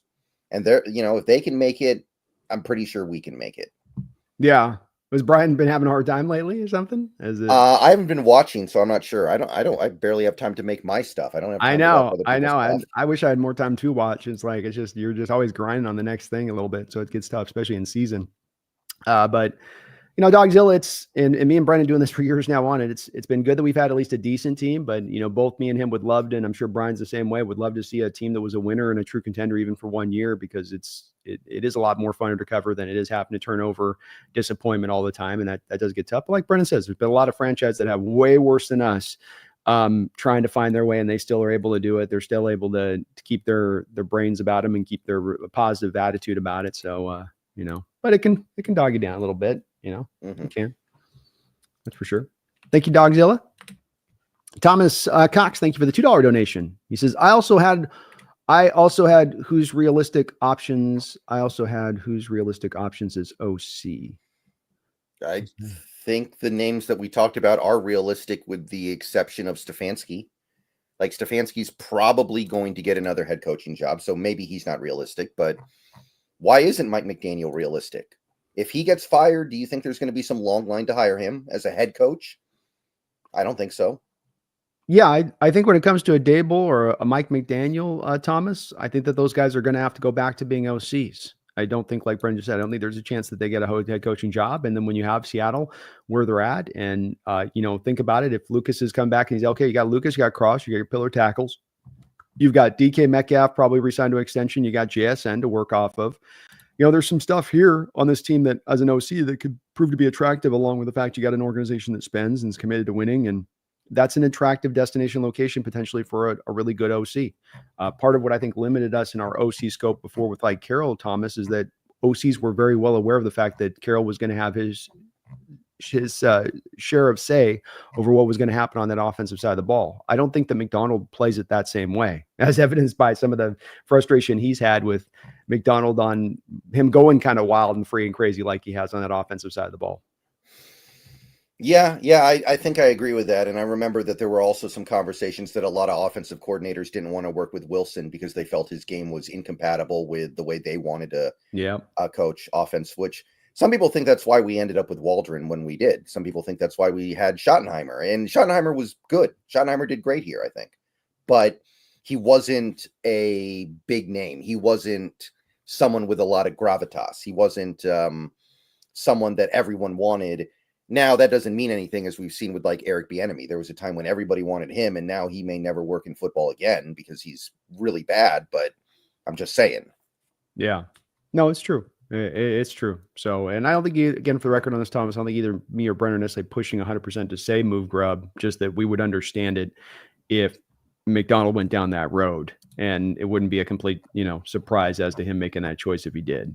Mm-hmm. And also, it looks like it's maybe heading down there as a trend too. Yeah, I feel like it's happening. I do. Yeah. So it's kind of just reading it more than anything else on the person, then rather than being a personal opinion on it, let's say. But Thomas, thank you for all your donations to the channel, man. Appreciate all that support. Feed Me More Seahawks, thank you for the $2 donation. Says, remember when golf was really popular and tennis?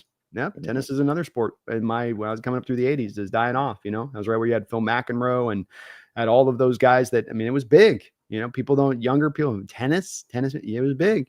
It was big. Golf, really big.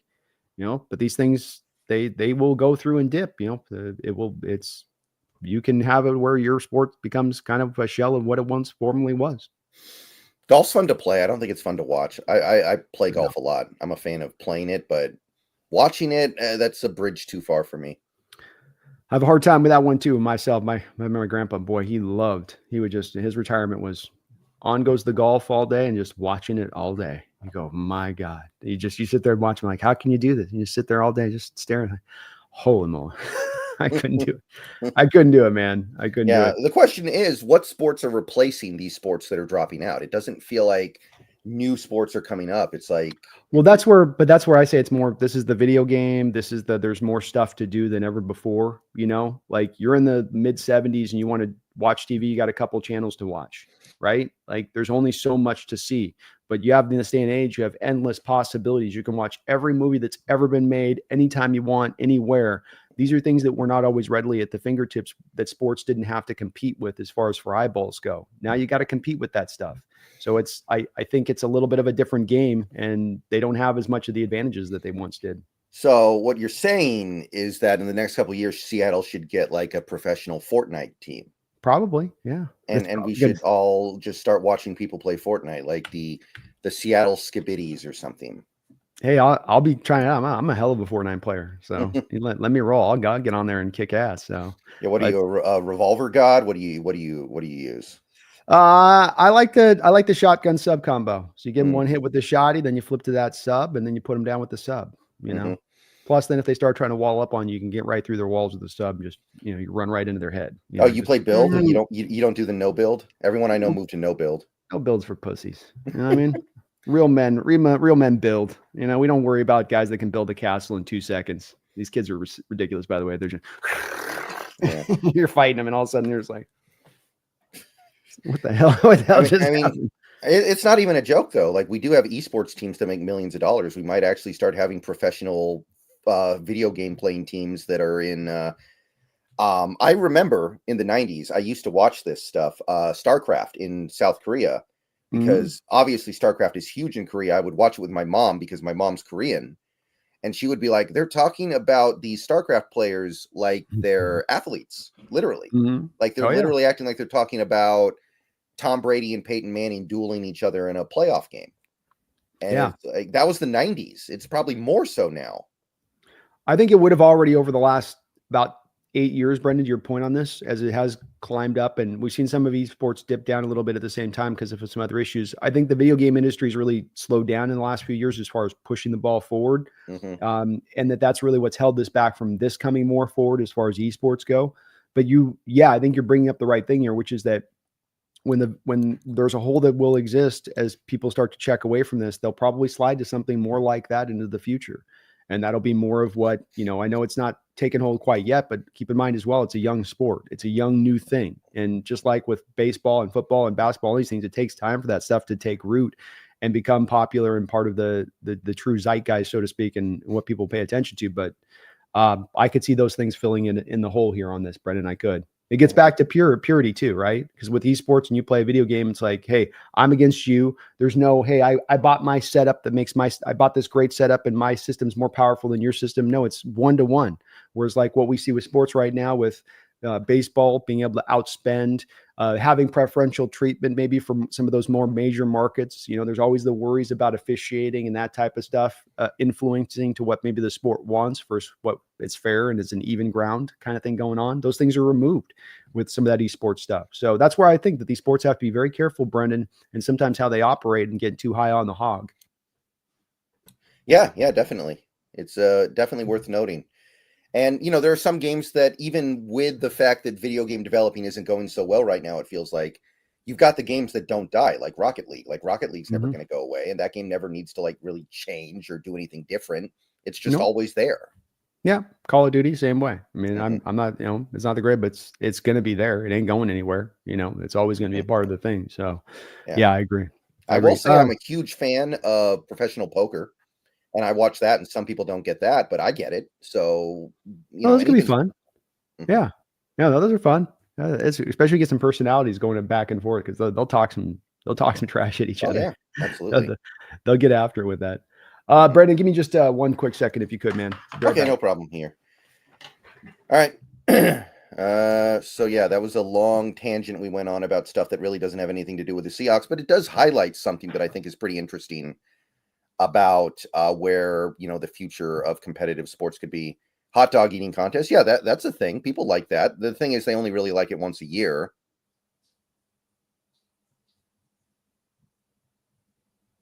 Poker gives you some character people to root for. Not really anymore, Brian.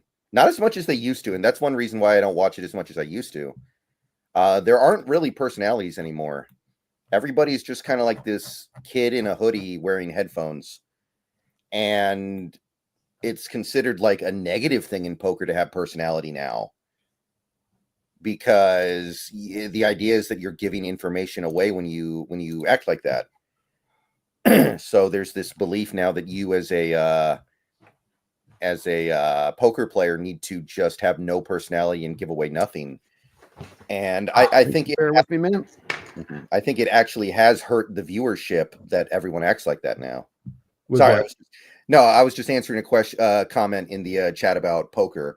How there used to be big poker personalities, but now everyone feels like if you act like that, you're going to give away information. So you watch poker now, almost everybody's just this kid in a hoodie and glasses with headphones on, and it's not as fun. It used to be more fun, Yeah. and the personalities are starting to really die off, and it's too bad. It's not as much of a viewer sport as it used to be. Yeah, they should make him take off the sunglasses, headphones, all that stuff. You should have to operate like they did back in the old West times, man. You know, exactly. there were no hoodies back in the old West days. So, yeah, come on. Yeah. Do you know why they call it the nuts in poker? Why? Because in the old days of poker, you would put your wagon nuts on the table and like you're betting your wagon because it's like representing the fact that you're betting your wagon that you're using to get home, and you would only do it if you had the best possible hand. So they called it the nuts because you're putting your wagon nuts on the table to say, I bet my wagon, I must have the best hand. Oh my gosh. Even back then they were putting the car deed or whatever on the thing, Yeah. you know, like that's a whole thing that Right. that's not stopped being as much a thing. Remember that was the whole thing we were growing up in kid in all the movies. They put the keys on top of that was always the move as you It put was the keys wild on that we didn't have table stakes back then. Yeah. And you could just be like, I bet $3 billion. Good luck calling me. I think they should let the players in-game bet. Like you ain't get another catch. I'm gonna put my, Rolex on it, or I'll put my, whatever, my car on it or whatever. Throw the keys down on the field in front of them. Yeah. Nolan, thanks for the $5 donation. He says, just wanted to say thank you to both of you for all of your hard work, and I wish you both a Merry Christmas and a Happy New Year. Go Hawks. Thank you, Nolan. Thank you for that, Nolan. Merry Christmas to you as well. Happy New Year as well to you guys. Really appreciate all of your guys' support here on both of our channels here throughout this year. For many of you, it's been many years, and members only over as well on the channels as well. So we really do appreciate all that support, as you guys have been great with us, as you guys always are on that side. So thank you for that, Nolan. Thank you, Nolan. I appreciate that. Merry Christmas. Long live the king. Thank you for the $5 donation. Had water cooler debate. Should all kickoffs in the fourth quarter be old school ones? Why have to declare a trick play? You wouldn't declare a fake punt. I don't mind the new kickoff. I think the new kickoff's fine. I don't think it's changed the game quite like I was expecting, but that's mostly because teams are not even messing with it. They're kicking it into the end zone. They're like, we don't want to deal with this. So I do like the new kickoff. I think he means having to declare an onside kick, because you don't have to declare a trick play. You have to declare an onside kick. It becomes hard, doesn't it? Because you can't really onside kick it with the way the structure is set up for the kickoff rules. You have to declare it kind of because it changes the whole thing. And that's why you're saying, King, why not maybe move it to the old school ones for fourth quarter as much so you open up the door for onside kicks. I think what I would say with that is just this. Onside have such a low success rate to them. It's so hard to get those back for those teams. It's such it's really a minutiae. It's a very tiny amount of plays in the NFL season that actually come down on those. And if you've got to come down to doing an onside kick, part of me goes, you should have taken care of business before that point. If you're to that spot of things. Yeah. It's like the gentleman's agreement that every team in the league has, that when a team is kneeing the clock out, the game's over. Yeah. Except for Greg Schiano. He didn't participate in that agreement, but everyone else is just like, look, we're not going to try to go force a fumble on a kneel down. The game's over. We're good. Most teams don't even call timeout anymore. They're just like, okay, it's over. Yeah. And I think that you do have some like gentleman's understandings in sports like that. So I'm fine with the current system. I'm fine with it. On a surprise onside kicks were not a big part of the sport anyway. We saw maybe like one a year. Yeah. If it was more of a part of the game, I think, King, I might be a little bit torn on this one. Something I'll say too about the kickoff, and then we're starting to see it right now as we move into late November into December, and that is that the conditions start coming into play more. And so whereas you might be in September, October, and those kickers can, because the air is nice and it's not heavy, and they can boot that ball right through the back end zone almost like every single time, like it's no problem. We saw this with Myers in New York a couple weeks ago, where you knew they wanted to kick that through. They had given up a touchdown return. You knew they wanted him to kick it through the back of the end zone, but the winds were swirling and he couldn't do it. And I think that this could really come up around playoff time in some of these open air stadiums out there on some of these kickoffs, where you see it really affect games, being able to bring these balls back out and make that more of a factor again. That was the whole point of this, is to make these plays a factor in the sport once again. And I think it will be in at the most important time of the year. Yeah, and we now have a kick returner that can catch the ball, so maybe we'll be on the happy end of that. Hopefully I'm so. liking Darden, by the way. He looks good back there, man. He catches that ball like it's nothing. Yeah, he's comfortable doing it. It shows you the difference between him and D. Williams, who you could see was not comfortable doing it. You know, you could see those fumbles and the muffs coming because he just didn't seem like he was really happy. You know, he seemed to fish out of water at times, I guess. That's how I felt with me back in on him. Which is weird because that's all he did in college. I know. I didn't get it either, man. But you can sense it with these punt returners when they're not feeling it back there and they're just struggling and their heart's racing and their hands are nervous. You just sense it. You could just sense it. Few more Seahawks. Thank you for the $2 donation. Appreciate you for that. And all the donos today. Feels like it's more about passion than money now with the players. Money than passion, right? More money than passion. Yeah. Yeah. Or you're Reek Woolen and it's neither money or passion. It's just OnlyFans models, I guess. That's right. That's right. I suppose so. Hey, look, we heard this from NBA players talk about this recently, where somebody asked how many of them really love the game, and it's like maybe like 10 or 20%. I think that there's a very real thing that I see from the NFL when I watch tape at times from guys, where I see guys, like I say, do this sort of clocking in, clocking out thing. And it's not just Seahawks team, by the way. This is NFL wide. You see this where it's just, you're not getting the same passion. These guys are at times going through and just doing a job. They're well paid to do it. And so it is a bit of the reality. This is that not everybody just loves the sport purely as you might hope that they would. Yeah. There are definitely, there have always been players that played the sport because they were good, not because they really loved it. Like famously Pau Gasol, he wanted to be a doctor and then he grew to 7 feet tall and he's like, I guess I'm going to do this now. But he didn't like basketball that much. Greg Oden didn't like basketball. That's part of the reason why he did what he did. Kwame Brown didn't like basketball. So it happens. It definitely happens. Yep. And same thing with football, where you have to be a special kind of athlete to be able to play it. And that doesn't necessarily mean you have the love of the sport to do it at the same time as that. And so it's a bit of the nature of the beast, but you're right. For me, it's definitely a part of the process now on that. Thomas Cox, thank you for the $2 donation. Says, sorry, that was my previous question. That was to my previous question. I think what he's saying is when he said realistic OCs, and I was saying that I do think most of the candidates we're talking about are realistic. I will admit, I don't think Stefanski's realistic because I'm sure somebody will hire him as a head coach. Mm-hmm. like if you're a team like the Dallas Cowboys, like wouldn't Stefanski be at the top of your list now that Belichick's off the table? Well, I mean, from Stefanski's standpoint on that, though, too, does he want to go and deal with the Joneses have had a hard time attracting good coaches. Oh, right. I know that. Yeah. But what I'm saying is that they would want him. And then you have teams like, I think Miami teams that want him.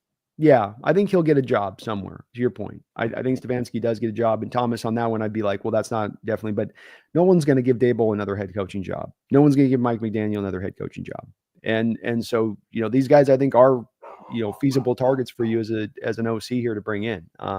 So I don't have a lot of names at this point. We still got to get to the point where we even know if they want to move on from Grubb, because we're kind of getting a little bit of this down the tracks of this train before anything's even happened at the front side. So like we're getting a little bit maybe ahead of ourselves on this one, Thomas, to where like, let's get to the point where he's just been moved off of first. And then we can go through all of the realistic options and all that stuff. But I think the point of us bringing up those names, Thomas, is to say, okay, it's not just about moving off the guy. It's also about the guy that you're able to bring in here. Who are you bringing in? Are you bringing in another untested guy, or are you bringing in something tried and true? And if it's tried and true, well, maybe there's reason to do it. If it's just to bring in another untested guy, maybe there's less reason to do it at that point.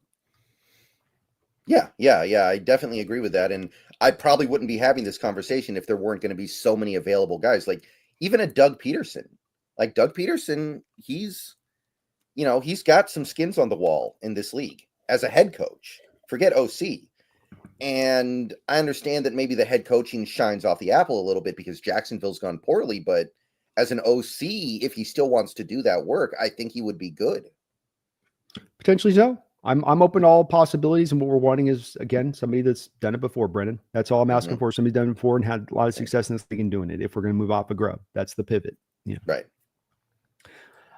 Louise, thank you for the $5 donation. Louise says, "Hey, with Steve Belichick leaving likely to North Carolina, how much do you think that will affect UW with its recruits and current roster?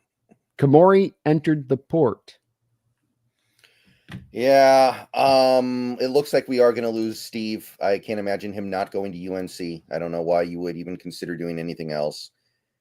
And I mean, there will be some effect on these recruits, but it's really hard to gauge this stuff. And I got to be honest, when the Huskies are done with their bowl game in a couple of weeks, I'm just going to kind of tune out, and then I'm going to check in August and be like, okay, who stayed, who left, who's here, because I can't follow this stuff. It's driving me crazy. Yeah, college football has become pure chaos right now with the transfer portals and the NIL, and it's not for the betterment of the sport. These guys are bouncing all over the place, and I like having freedom for the players, but not ultimately to where it's going to hurt the sport, them having that freedom. And that's where we've reached, because these guys have no sense of loyalty. They're guns for hire. They're essentially going to, go one place to the next. I mean, think of it like this in the situation I've heard it described at times. You have a player you've spent, let's say you give him for $300,000 for that year to play for you. Then he gets out on the practice field and he just want to practice hard. Hey, practice hard. No. Practice hard. No. Practice hard. No. All right. Well, we're not going to do this with you. Okay. Well, I'm transferring. And there seems to be always colleges behind these players to jump right back on them. There's another college there that's going to throw more money to it. And so it's just like, this is going to erode college football even more so than maybe it's been in recent years. And it's not to say that I don't think the players should be paid, but this whole no rules thing, let them just do whatever they want wildly. These kids, I don't think that that's good either. Yeah. Some people have brought this up. What they used to do was when you transferred, you had to sit out a year. If they brought that back, all these problems would go away, because then you could only transfer if you really, really wanted to. Yep. I'd be in favor of doing that at this point, because I think that you got some of these guys have been there's one guy out there who's been at 5, 6, 7 different programs. He's 27, 28 years old. Give me a break. Give me a break. Phoebe Moore Seahawks, thank you for the $2 donation. It says Rockstar is quality over quantity, which no one does. I just talking about video game stuff in general, I think, but Rockstar also doesn't make competitive games that can really be featured as like a esport, right? They don't have anything like that. So no, that's basically single player. I mean, it's very lightly multiplayer game. We'll see what they do with the new GTA, but it's a light smattering of multiplayer over what is really a single player experience. And it's good for what it is, but I mean, even on their take with it, Phoebe, and we talk about pushing the ball forward, every new GTA that comes out ends up taking another 3 or 4 extra years to do. What has it been, almost 10 years since the last GTA at this point? So it's, again, that's that stagnation that's existed in the video game industry right now. No one's really pushing the ball forward. You don't have game after game coming out every 6 months where somebody, wow, look at this game. Oh, wow, look at that game. You're playing a lot of kind of stuff that you've played. If I go over and watch your Twitch channel, Brendan, I bet, you're picking through it right now a little bit, on certain respects. You probably find fun stuff, but it's not Prime City, you know what I mean, on what you're getting to play. Well, the games I play tend to be very long, so I don't have that problem so much. But if you don't play the kind of games that I play, absolutely, you're going to have that problem. I play Atlas games that are over 100 hours. Yeah. So I get into it. I'm in it for like a month, 3 months almost. But if you're not into that kind of stuff, it's a little bit harder. And I remember when I was much younger, getting hyped for like E3 in 2004, and you get like the first look at Halo 2 and San Andreas that year, and I think that was Half-Life 2, which I still think is probably the greatest video game achievement maybe ever. And you don't have that stuff anymore. It's just like I guess FromSoft is the closest thing you have to that now. And again, those games are not really multiplayer competitive games, so it just depends on what you're into. And it is frustrating. Like, I was looking at the Game Awards this year, and like the nominations are a joke. One of the nominees was a DLC for Elden Ring. That's not a game. That's DLC. Why is it nominated for Game of the Year? It's stupid.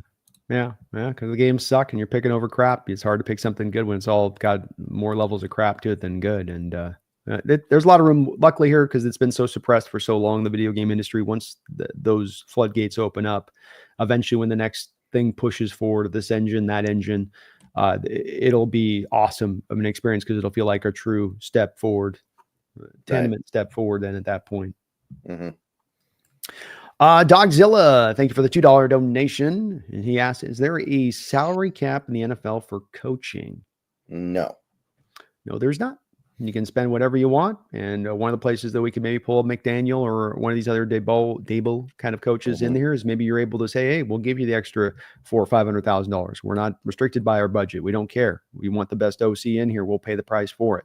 And I've always said that's what you should do. I know you're the same way on this, Brendan, of this is the place from a market opportunity wise, you should take advantage of that. There's an OC on the market and he's the bright candidate and you can blow him out of the water versus anybody else by really giving him that extra money. Do so because there's no cost for really doing it other than owners got to come a couple $100,000 extra out of their pocket, which when we're talking about the billions of this league, who cares?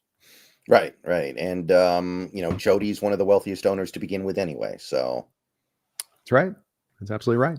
But thank you, Dogzilla. Appreciate you for the donation. You guys are unbelievable in sport. We haven't gotten to the preview part of the show because we had so many donations here. Woo! All right. Well, let us pivot here to this upcoming matchup here coming up. This very important upcoming matchup this Sunday. Brendan, it is do or die for our Seattle Seahawks in many ways. I think technically you probably could lose this game and mathematically be still in it in some way or another. But let's just call it what it is. You probably got to come out with this win if you really want to feasibly have a chance to get in the playoffs. Yeah, we would need the Jets to come through for us in the early window, probably, and that'd be real nice. I'll remove I'll remove all the vaccines out of my body if the Jets win that game. But there we go. I'm not counting on it. No, I think Rams, especially the Rams, where they're at right now, and recently, I know they haven't the greatest. That was in rain. Those conditions are always going to neutralize and equalize things for both teams. But you've got to win this game, Brendan, and. This Vikings team, it's lucky to hear that we've got, sounds like Geno Smith, no structural damage. He's going to be out there playing for you this Sunday. But at the same point in time, this is not the ideal team to maybe take on when you have a quarterback that's a little bit gimpy, huh? Yeah. But I'll tell you, there's not enough alcohol in the world to get me to watch Sam Howell against Brian Flores. So at least we got Geno. It's true. That's true. It would be much better than the alternative where we'd have no chance in this game if it was Howell going up against that Brian Flores defense. And when I come in to look at this game, Brendan, you always start out with where's the place we start out in this game? Where's the spot that you begin from? The place that I kind of do begin from is how are we going to be able to deal with those Flores blitzes? How will the poor pass protection that's been there throughout the year hold up in this? What is Grubb going to do to counter it from a having, those kind of hot route reads that you can go to from Geno's perspective? Do you feel the same way on that? Feels like the only thing you can do. Like, I will say the Seahawks have had a little bit of success handling teams that are very blitz happy in recent weeks, like the Cardinals 2 weeks ago. But then they've also had moments of great failure like the Cardinals 4 weeks ago. So I can't even feel good about that part of it. I think that, the word that you used with Flores earlier this year was aura. His aura right now is just off the charts with the way he's calling that defense. And I'm intimidated. I'm intimidated by it, and I don't know how we handle it. I don't know how we handle it over the 35 attempts that Geno's likely to have in this game, or dropbacks, or whatever you want to call it.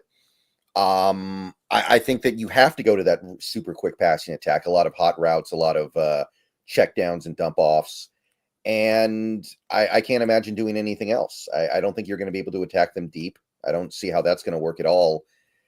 Maybe you have to do what you did against the Jets and just go to constant max protect, but that opens up other problems, right? Because the thing with the Vikings is that, they'll have the occasional blitz where they send like 6 or 7 guys, but really it's about them stacking the box and selecting the 4 guys to blitz that you didn't expect. So there's a lot going into this one, and it's really going to be hard to win the chess match. And that's, I think, the number one thing that, as a Seahawks fan, has to alarm you going into this week.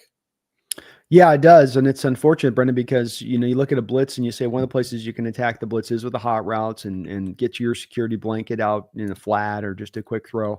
But then another part that you oftentimes will go to is say, well, we'll go with the running game. And that's the part that I come to here where it's unfortunately this Viking team is that they're so good at rushing the passer, but they've also been so good at stopping the run in addition to that. They don't necessarily have a hole somewhere that you can go after on this defense on the surface of it. Yeah, I guess their hole is Shaq Griffin starting at corner for them, which good for him. Still getting those checks. Yeah. Yeah. He's had a long career now. I mean, he's made his money and he's definitely had a long for a third rounder. He's been in the Yeah. league for quite a bit of time, So maybe that's the weakness, but it's hard to get to that weakness, man. I mean, it's an elite defense. We know that, right? They're ranked 4th in points allowed this season. They allow 18 points a game.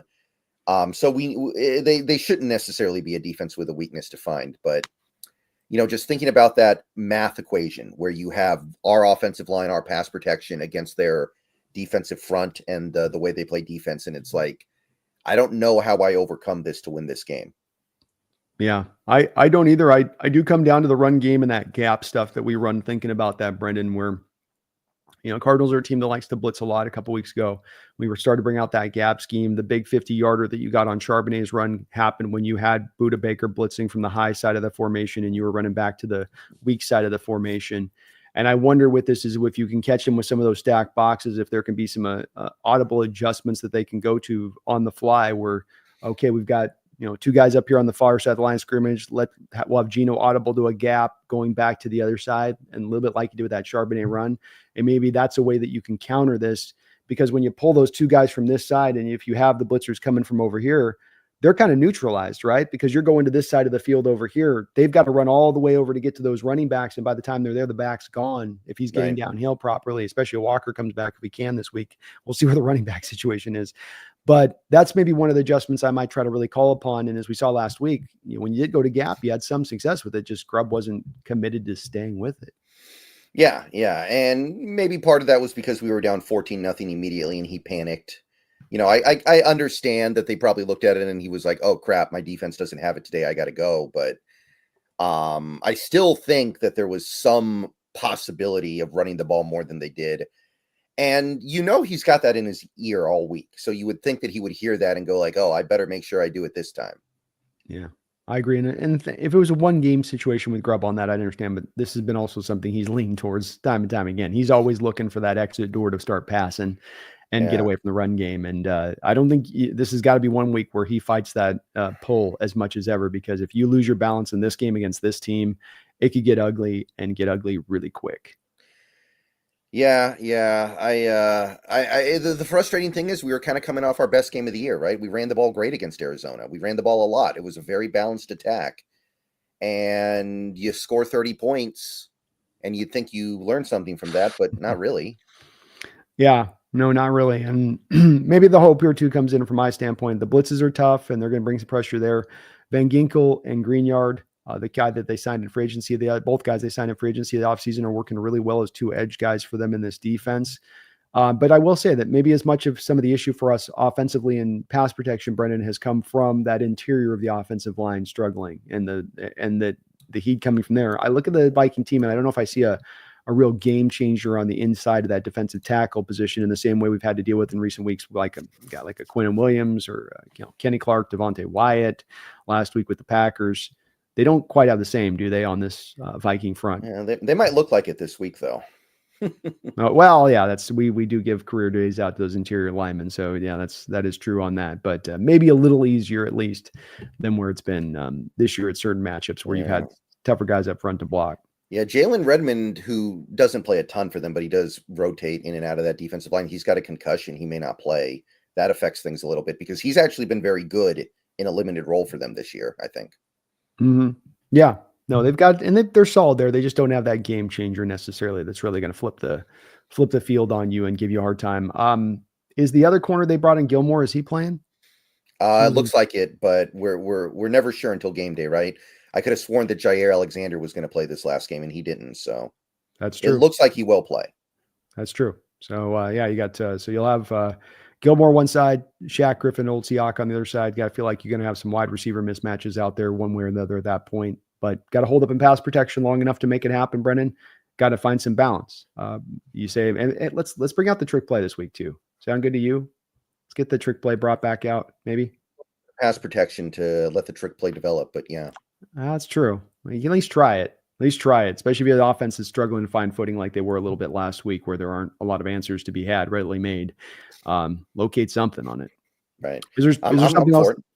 Is there something else you'd like to see offensively? Fly sweep, more of a hey, let's run the 5 tunnel screens this week. One thing I did notice when I was looking over the advanced stats from that Packers game is that a lot of our success running the ball was running outside the box, like outside the tight end.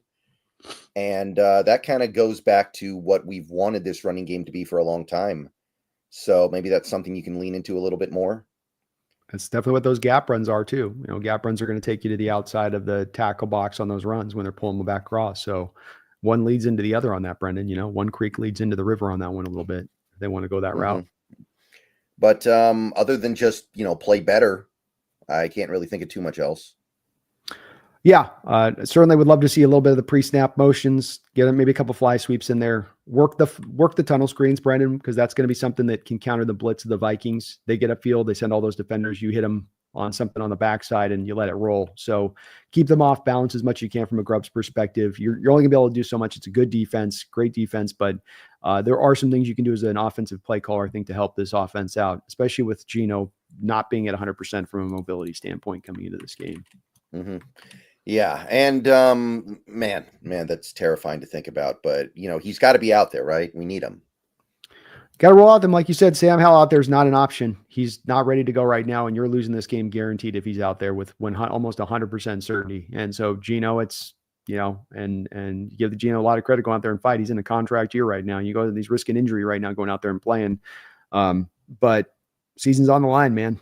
We need everybody on this one if we got any hope to make this happen. So hopefully Geno can tough it out and carry the day and find answers, and Grubb can call his best game of the year. He's going to need to, I think, to come out the win on this one. Yeah. Can't disagree with that. Let's slide it over to the defensive side of the ball. And defense really started out rough last week. I think they had 12 carries, 73 yards for Jacobs, but you found your footing in the second half, 12 carries, 21 yards. So they made some adjustments as the game went along.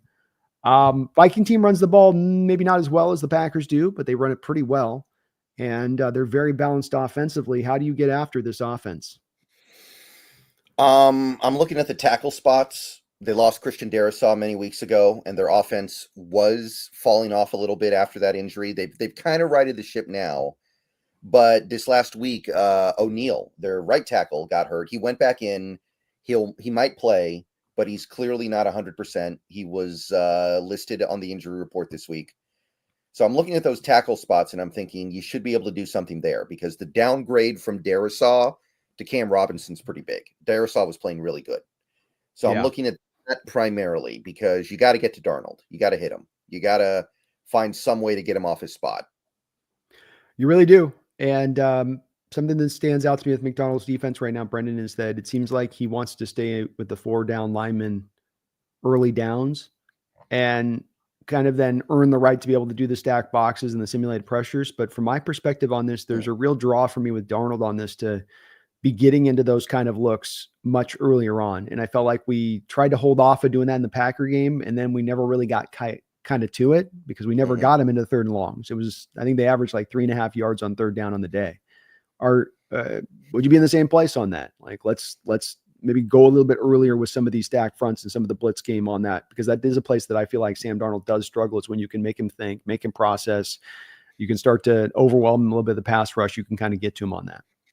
I mean, I like the idea. I wonder if when they see that, they just start running the ball a lot. I wonder if they maybe just try to mitigate that completely if they see it on early downs. Because the idea of doing it on late downs is they have no choice but to throw it anyway, right? Yeah. No, I think it's ideal to do it in the later downs, but just my issue with it is you're not good enough on that 4-man down front where teams are at times running you on the ball in those looks. You're trying to go with those 6-man boxes because you got the 2 high shell on the backside. And so you just end up getting kind of like you did last week. You can get pummeled a little bit with those fronts and those looks, because it does seem like the team slipped away or has drifted away a bit from the 3-4 looks as the season has gone along, stayed back in those 4-man fronts. And I just think the Vikings can maybe get after you a little bit with that. They can at least make their running game functional enough in the balance to where now you don't ever really get into that place of third and longs by and large. And you're going to allow a lot of sustained drives at that point, in my opinion. But Yeah, it's tough. I think we just don't have enough guys up front. Like they've got their 3-man rotation with Williams, Murphy, and Reed, and then they give Hankins and RRH a little bit. slight, Like definitely they don't, and I can tell they don't really like those guys. They don't think very much of them. They're trying to play them as little as possible, I yeah. feel like. So I think they have to go to the 2-man fronts, which I hate, but I mean, it speaks to the fact that we need to bring in another quality defensive lineman this offseason, so we actually have enough to really rotate in and out. But I do like the idea. I think it's a good idea, but I do wonder if this Vikings team, with how smart they've proven to be offensively, would just know, okay, if you see the stacked box, just audible to a run play. It's very possible. It's very possible they go on in on doing that. But like I said, it's just the alternative to me on that is just those 4-man fronts aren't always necessarily working either. And if you're going through the early part of this game and they're doing like the Packers did you last week, we're just they're walking you up the field like that. I think you got to try to find some adjustments defensively rather than just let's hope this thing rounds out by the second half. And we'll keep them to like 30. I think you got to try to be a little more aggressive than that as a defense in this game if you want to take this game against a quality opponent. That would be, to me, a little bit of a playing not to lose is what it feels like to me a little bit. Last week against that Packer offense, it felt like playing not to lose defensively. It didn't feel like you were pedaled down to the metal.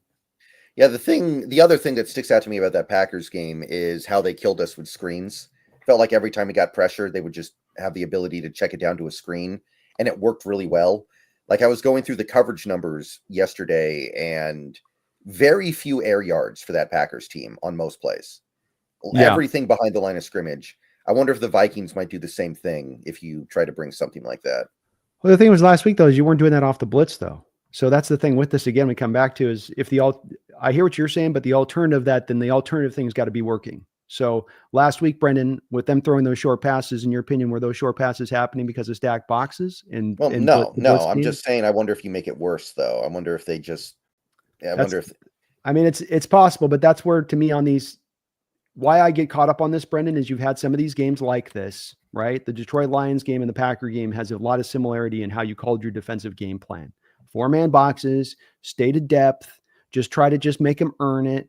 And like, you didn't stop them. That's the thing with this. That didn't stop them. So like you gave up 30 points last week. It was worse. Worse is like, okay, you give up 40. I don't care. I'd rather, if it's a matter of that the team's going to slow bleed us through to get us to 30 points or quick 40.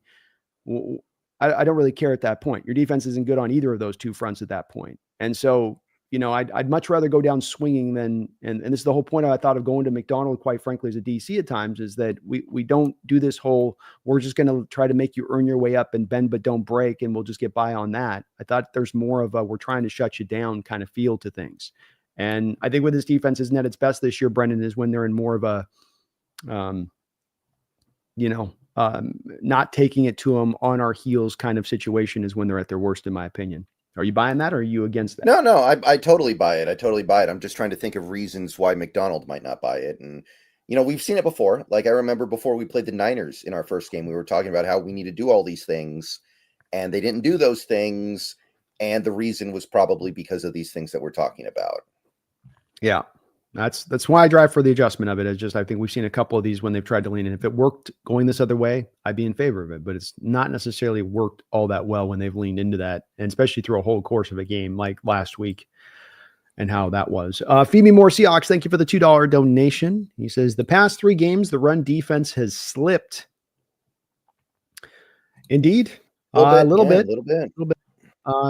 Again, they did find some footing into the second half of the game last week. I think some of this is, again, back to that. What I've noticed on tape from this feed me is that there was a little more commitment to going to the 3-4 looks in prior weeks. You're having some success against the run.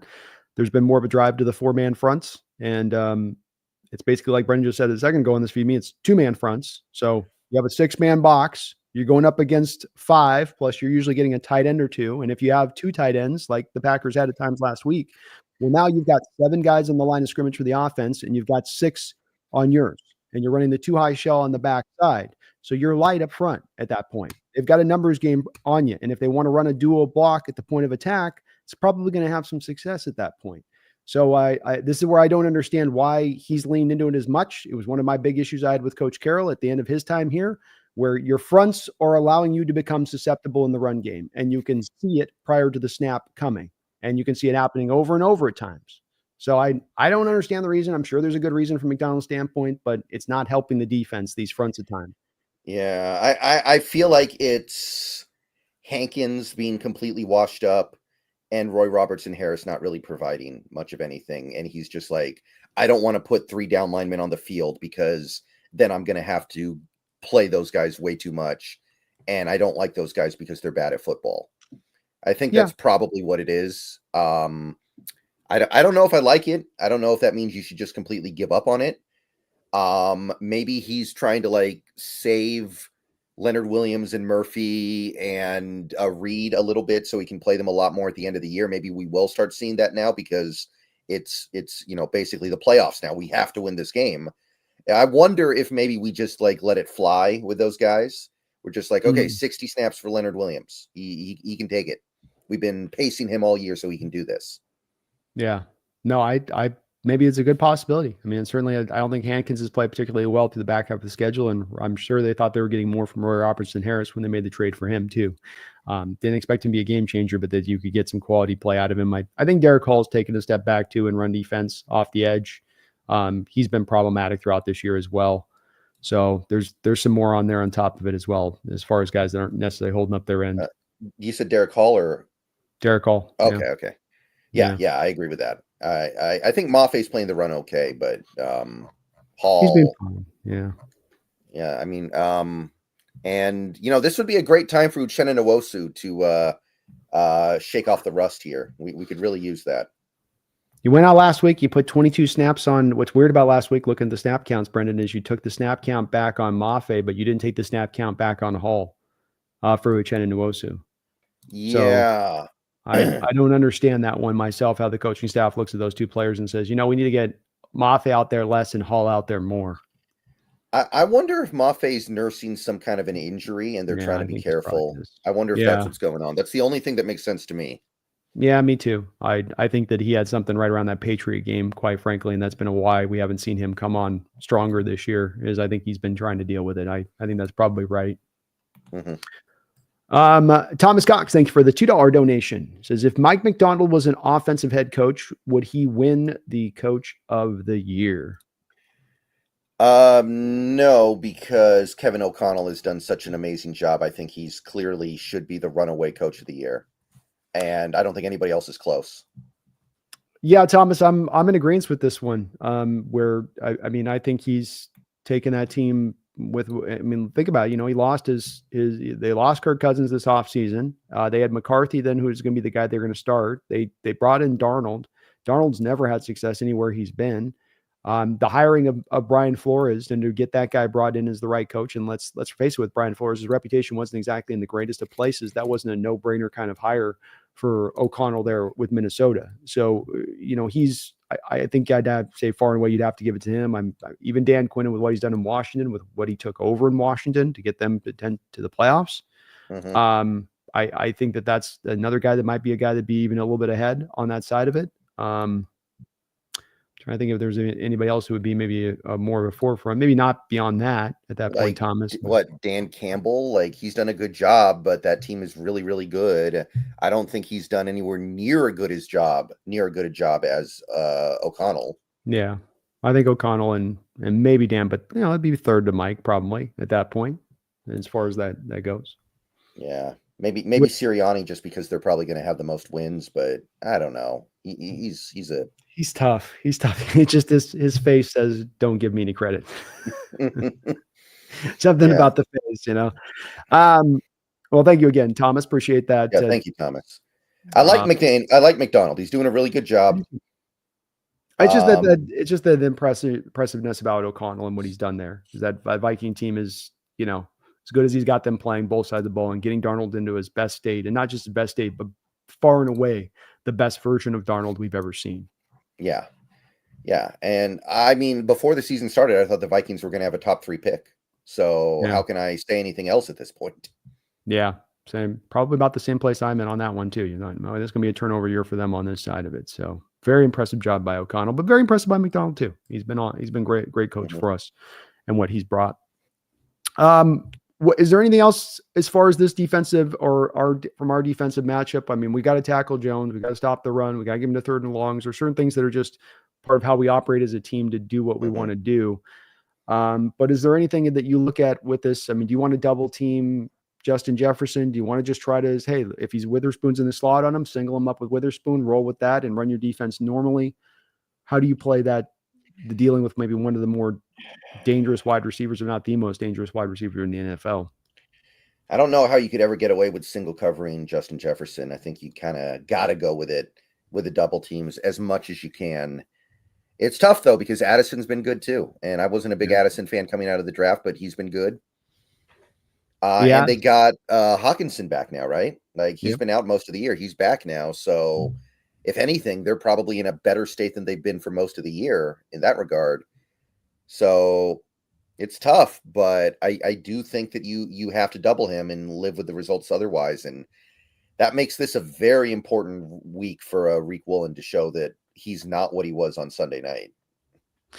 It's on him right now. He's got to step up in a big time way, man. And I watched the Rams game earlier in the year with Vikings, and they kind of let Jared. They try to do sort of singling up on to your point on Justin Jefferson, singling up through the first couple of quarters, and he was really going off. They doubled him, and they were able to kind of shut down that Viking offense a little bit more at that point when they were able to do it. As Donald really will try to feature him, but like I say, Addison's at least a good enough counterpuncher. Hawkinson, we've been harmed by tight ends this year. I'm sure O'Connell's looking at the tape going, we gotta work TJ this week big time because that's the Hawks defense has got some susceptibility there to the tight end position as well. So it's a tall order for this Hawks defense at home because there's nowhere you can just really take away. And this Viking offense is balanced. Quarterback is functional enough. He's got some mobility too, so he's not just a statue back there. They're gonna have to play their best ball to come away with this win. Yeah, it's you're gonna need something special, and I got to be honest, I'm a little bit pessimistic at this moment. I'm a little bit. Not to give away what we're going to end up picking at the end of the show, but it's a lot that needs to go right. I will say I think there's something to be said for the fact that the Vikings are due to lose a game. They've won 7 games in a row. They've escaped some really, really ugly games as well in that process. They barely beat Jacksonville. Like they are kind of due to lose a game, and Seattle needs it much more than Minnesota. There is something to be said there, but once I get beyond that and I start actually looking at the matchup, it's like, man, I don't know. Yeah, it doesn't look good as on paper, especially with Geno not being at 100% coming into this game. I mean, there's no two ways about it. But like you say, you need it more. And the thing I keep coming to in my mind with this team, Brendan, and when I think about this game and these last 3 games, and maybe I'm wrong to do it, and it's just an optimism with me. But the one thing this team has shown, and it hasn't shown a lot as far as certainty on either side of the ball week in and week out. You sometimes don't know exactly what you're going to get. But the thing the team has shown pretty consistently a few times over this year is that sense of resiliency. Resiliency in a game to bounce back, even if it's a bad game like the Jets game, to go and get that win.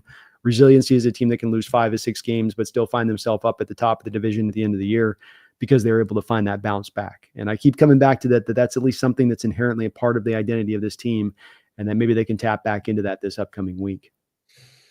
You're right. And, that's the nature of the NFL. These teams are not that far apart from each other. It's not college. You don't have these games where you have a bunch of 5-star recruits against 0-star recruits, and stuff does happen, but it's not the game that I want to be dealing with right now when my quarterback isn't 100% and my offensive line just played, I would say, probably their worst game of the season, because that Packers front is not very good. No, they're not. They shouldn't have drawn out the worst game in pass protection for you this year on a year that's been awful for you in pass protection. It's pretty wild that we put the worst performance up at this point, especially with Lucas back in and Lucas playing well and Cross playing well. It's like, wow, make it make sense. Jeff Johnson, thank you for the $20 donation. You guys have been unbelievable with the support today, as you guys always are on this channel. I really thank all of you for that. Jeff, I thank you for the big time $20 donation. He says, I flew out there to Washington from Florida to take my oldest son to his first game. Blew out my voice and couldn't speak until yesterday. That away, Jeff. A lot of fans around us sat there and bashed our own team. Not good. Love what you guys do. Thanks. Well, thank you, Jeff. You are awesome for that support and donation. I'm glad you were able to come forward. I'm sorry your son didn't get to see a much better game in there. And I the experiences that I hear from people, and I'm sure you hear the same, Brendan, in your chat, from people in the stadium that are the people like Jeff who are screaming and being as loud as they possibly can to try to help this team out. And then they look around them and they see the people in the stadium not acting by the same manner and having a negative attitude or being silent or not understanding what they're there to do as a fan. And it hurts the heart to hear, but you hear this story over and over and over again throughout the last few years. Yeah. I mean, it's hard to deny anymore, right? Like you can't really get away from denying that anymore. And I see this too. I mean, when you're at the game, just be a fan. You can complain about the team when you get home. Complain about the team at work the next day. You don't have to complain about when you're in the stadium. Yeah, you're in there to try to help them out every way you can, and then get out of the end of it and make your analyzation after that point. I agree with you there. I think too, it's just the weird thing to me. I'm sure Jeff saw this too, of just, you got people around you and you can say to somebody, hey, you're being quiet, get up, let's be loud, let's get out. And they will never, every person that's ever asked anybody in that stadium to be loud, that person, in every story I've ever heard, won't do it. They will just sit there and it's almost like they dig their heels in and they almost want to grow more silent if they can. It's a weird new feature going into that stadium with the fan base now. It's something that you never used to encounter, but I've seen it every time that I've gone to the stadium over the last 10 years. I've seen it every single time. And it's gotten worse every single time I've gotten in the stadium. There's more people growing silent. There's more people that are less engaged in the game itself. They're just sort of casually sort of watching. Yeah. Maybe they do the wave. That's about as far as they go. Yeah, well, even the wave isn't as strong as it once used to. Run the wave 15 times a game. You might get one good roll through the stadium during the game now at that point. And even then, because people are just not engaged, it dies out halfway through. Yeah. I hate the wave, though. I think the wave could go. I would trade the wave for... Yeah, I could take or leave the wave, but people being loud, people being on their horse when they get in that stadium and understand what time it is, to me, that needs to be a necessity when you walk in there. Or don't buy the ticket. See, no, just sit at your home and watch TV, and you're going to get the same experience almost of what you got walking. You're staring. Just do that. Leave the seat open for somebody who is going to do what you are unwilling to do. It's perfectly fine if you don't want to be a screamer. Then don't show up. That's the way that works. Right. You know? But Jeff, you did your part, man. And thank you for you and your son trying to make it happen in that stadium, even if the rest weren't on point with that one. And hopefully he'll get to see a game at some point in the future. It'll be a lot better as a game in that stadium than that one. That would have been brutal, man. Absolutely. But thank you, Jeff. Very kind of you, man. Very kind of you. Well, let's move to the prediction side of this schedule, as you teased a second ago there, Brendan. Not a matchup we like. Tough Viking team. Home stadium, struggling to provide the full benefit that always can provide. There's some darkness on the surface of this thing, but where do you land when it's all said and done as far as what you think is going to happen? I'll go 20-13 Vikings. I think the defense is going to play pretty decently. I think the defense is going to have something here. I could see McDonald putting Sam Darnold in some really uncomfortable spots. I could see that, but I just can't get past the Brian Flores part of this. I cannot. Well, I don't want to say I can't see it, because I can see it. It just feels like a lot of things have to go right for us to get to that point, and I'm not there yet. I feel you, man. I feel you in that. I think it's a very fair outlook on this game to feel that way about it coming into this, because there's just so much that you've got to kind of get. And it's both sides of the ball. You have neither that are really humming at this point. You're kind of trying to find it on either side. With that said, I'm going to lean on that resiliency that I think has been the trademark of this team, and I think that there's the desperation angle of this, and I think that you're just going to you're going to sort of throw. You're going to throw everything you got at the Vikings, I would think, in this game, and have not a lot to lose by doing so. So I'll give us a win with the last drive by Geno and company, 24-21, last minute drive for a field goal to go get you the dub, and your playoff hopes remain alive one more week going forward. I'm open to it, man. I am open to it. Again, this Vikings team is due to lose. They're due to have some of these injuries they've had and some of their mediocre play catch up to them. Maybe it happens this week. And I think they still have a game against Detroit, and Detroit now has like 8 million injuries on defense. So they can lose this game and still get the division. They can still get the 2 seed, maybe even the 1 seed. So it's not necessarily a game they're in desperate need of. So I'm open to it, but mostly because of that, not because of anything X's and O's that I can put together in this game. I think that's fair. And like you say, to your point on that, then maybe that informs them a little bit on certain injury situations where they more start to pivot with a guy like a Gilmore or a Redmond to looking towards that week afterwards with Detroit. Let's get them healthy for that game rather than trying to force them out at half speed in this game. Let's get them really right for that final game and that stretch run into the playoffs. Could be also something that informs them coming to this game. So to me, O'Neill's the big one, the right tackle. That is big. And they're missing Darisaw. There's no underselling. The second Darisaw went out the game in the Rams game, that offense took a major, major hit. They've been able to find some footing still. They've even had the Atlanta Falcon game where they were awesome offensively. But they're still, he's a really fine left tackle in this sport, and that's a major loss for them. Mm-hmm. Yeah. I do feel like the game will be close. I don't think we're going to get blown out. I'll say that much. The Vikings, not really a blow you out team anyway. So nope. I feel good about that. They're balanced. They'll take it to you defensively, and they'll come out and squeeze the win out at the end of the day. That's kind of their style and their mantra. So, you got to take it that way. So I agree. I think it will be a close game. Hopefully get this W, Brendan, and keep this season's hope still alive, man. Set up that matchup for that final game of the year with the Rams, to where it all comes down to that, and you put yourself in that position at the end of the year. And I think we've looked this as a successful year, but that even make it even more of a successful year if you can get it to that point. Right.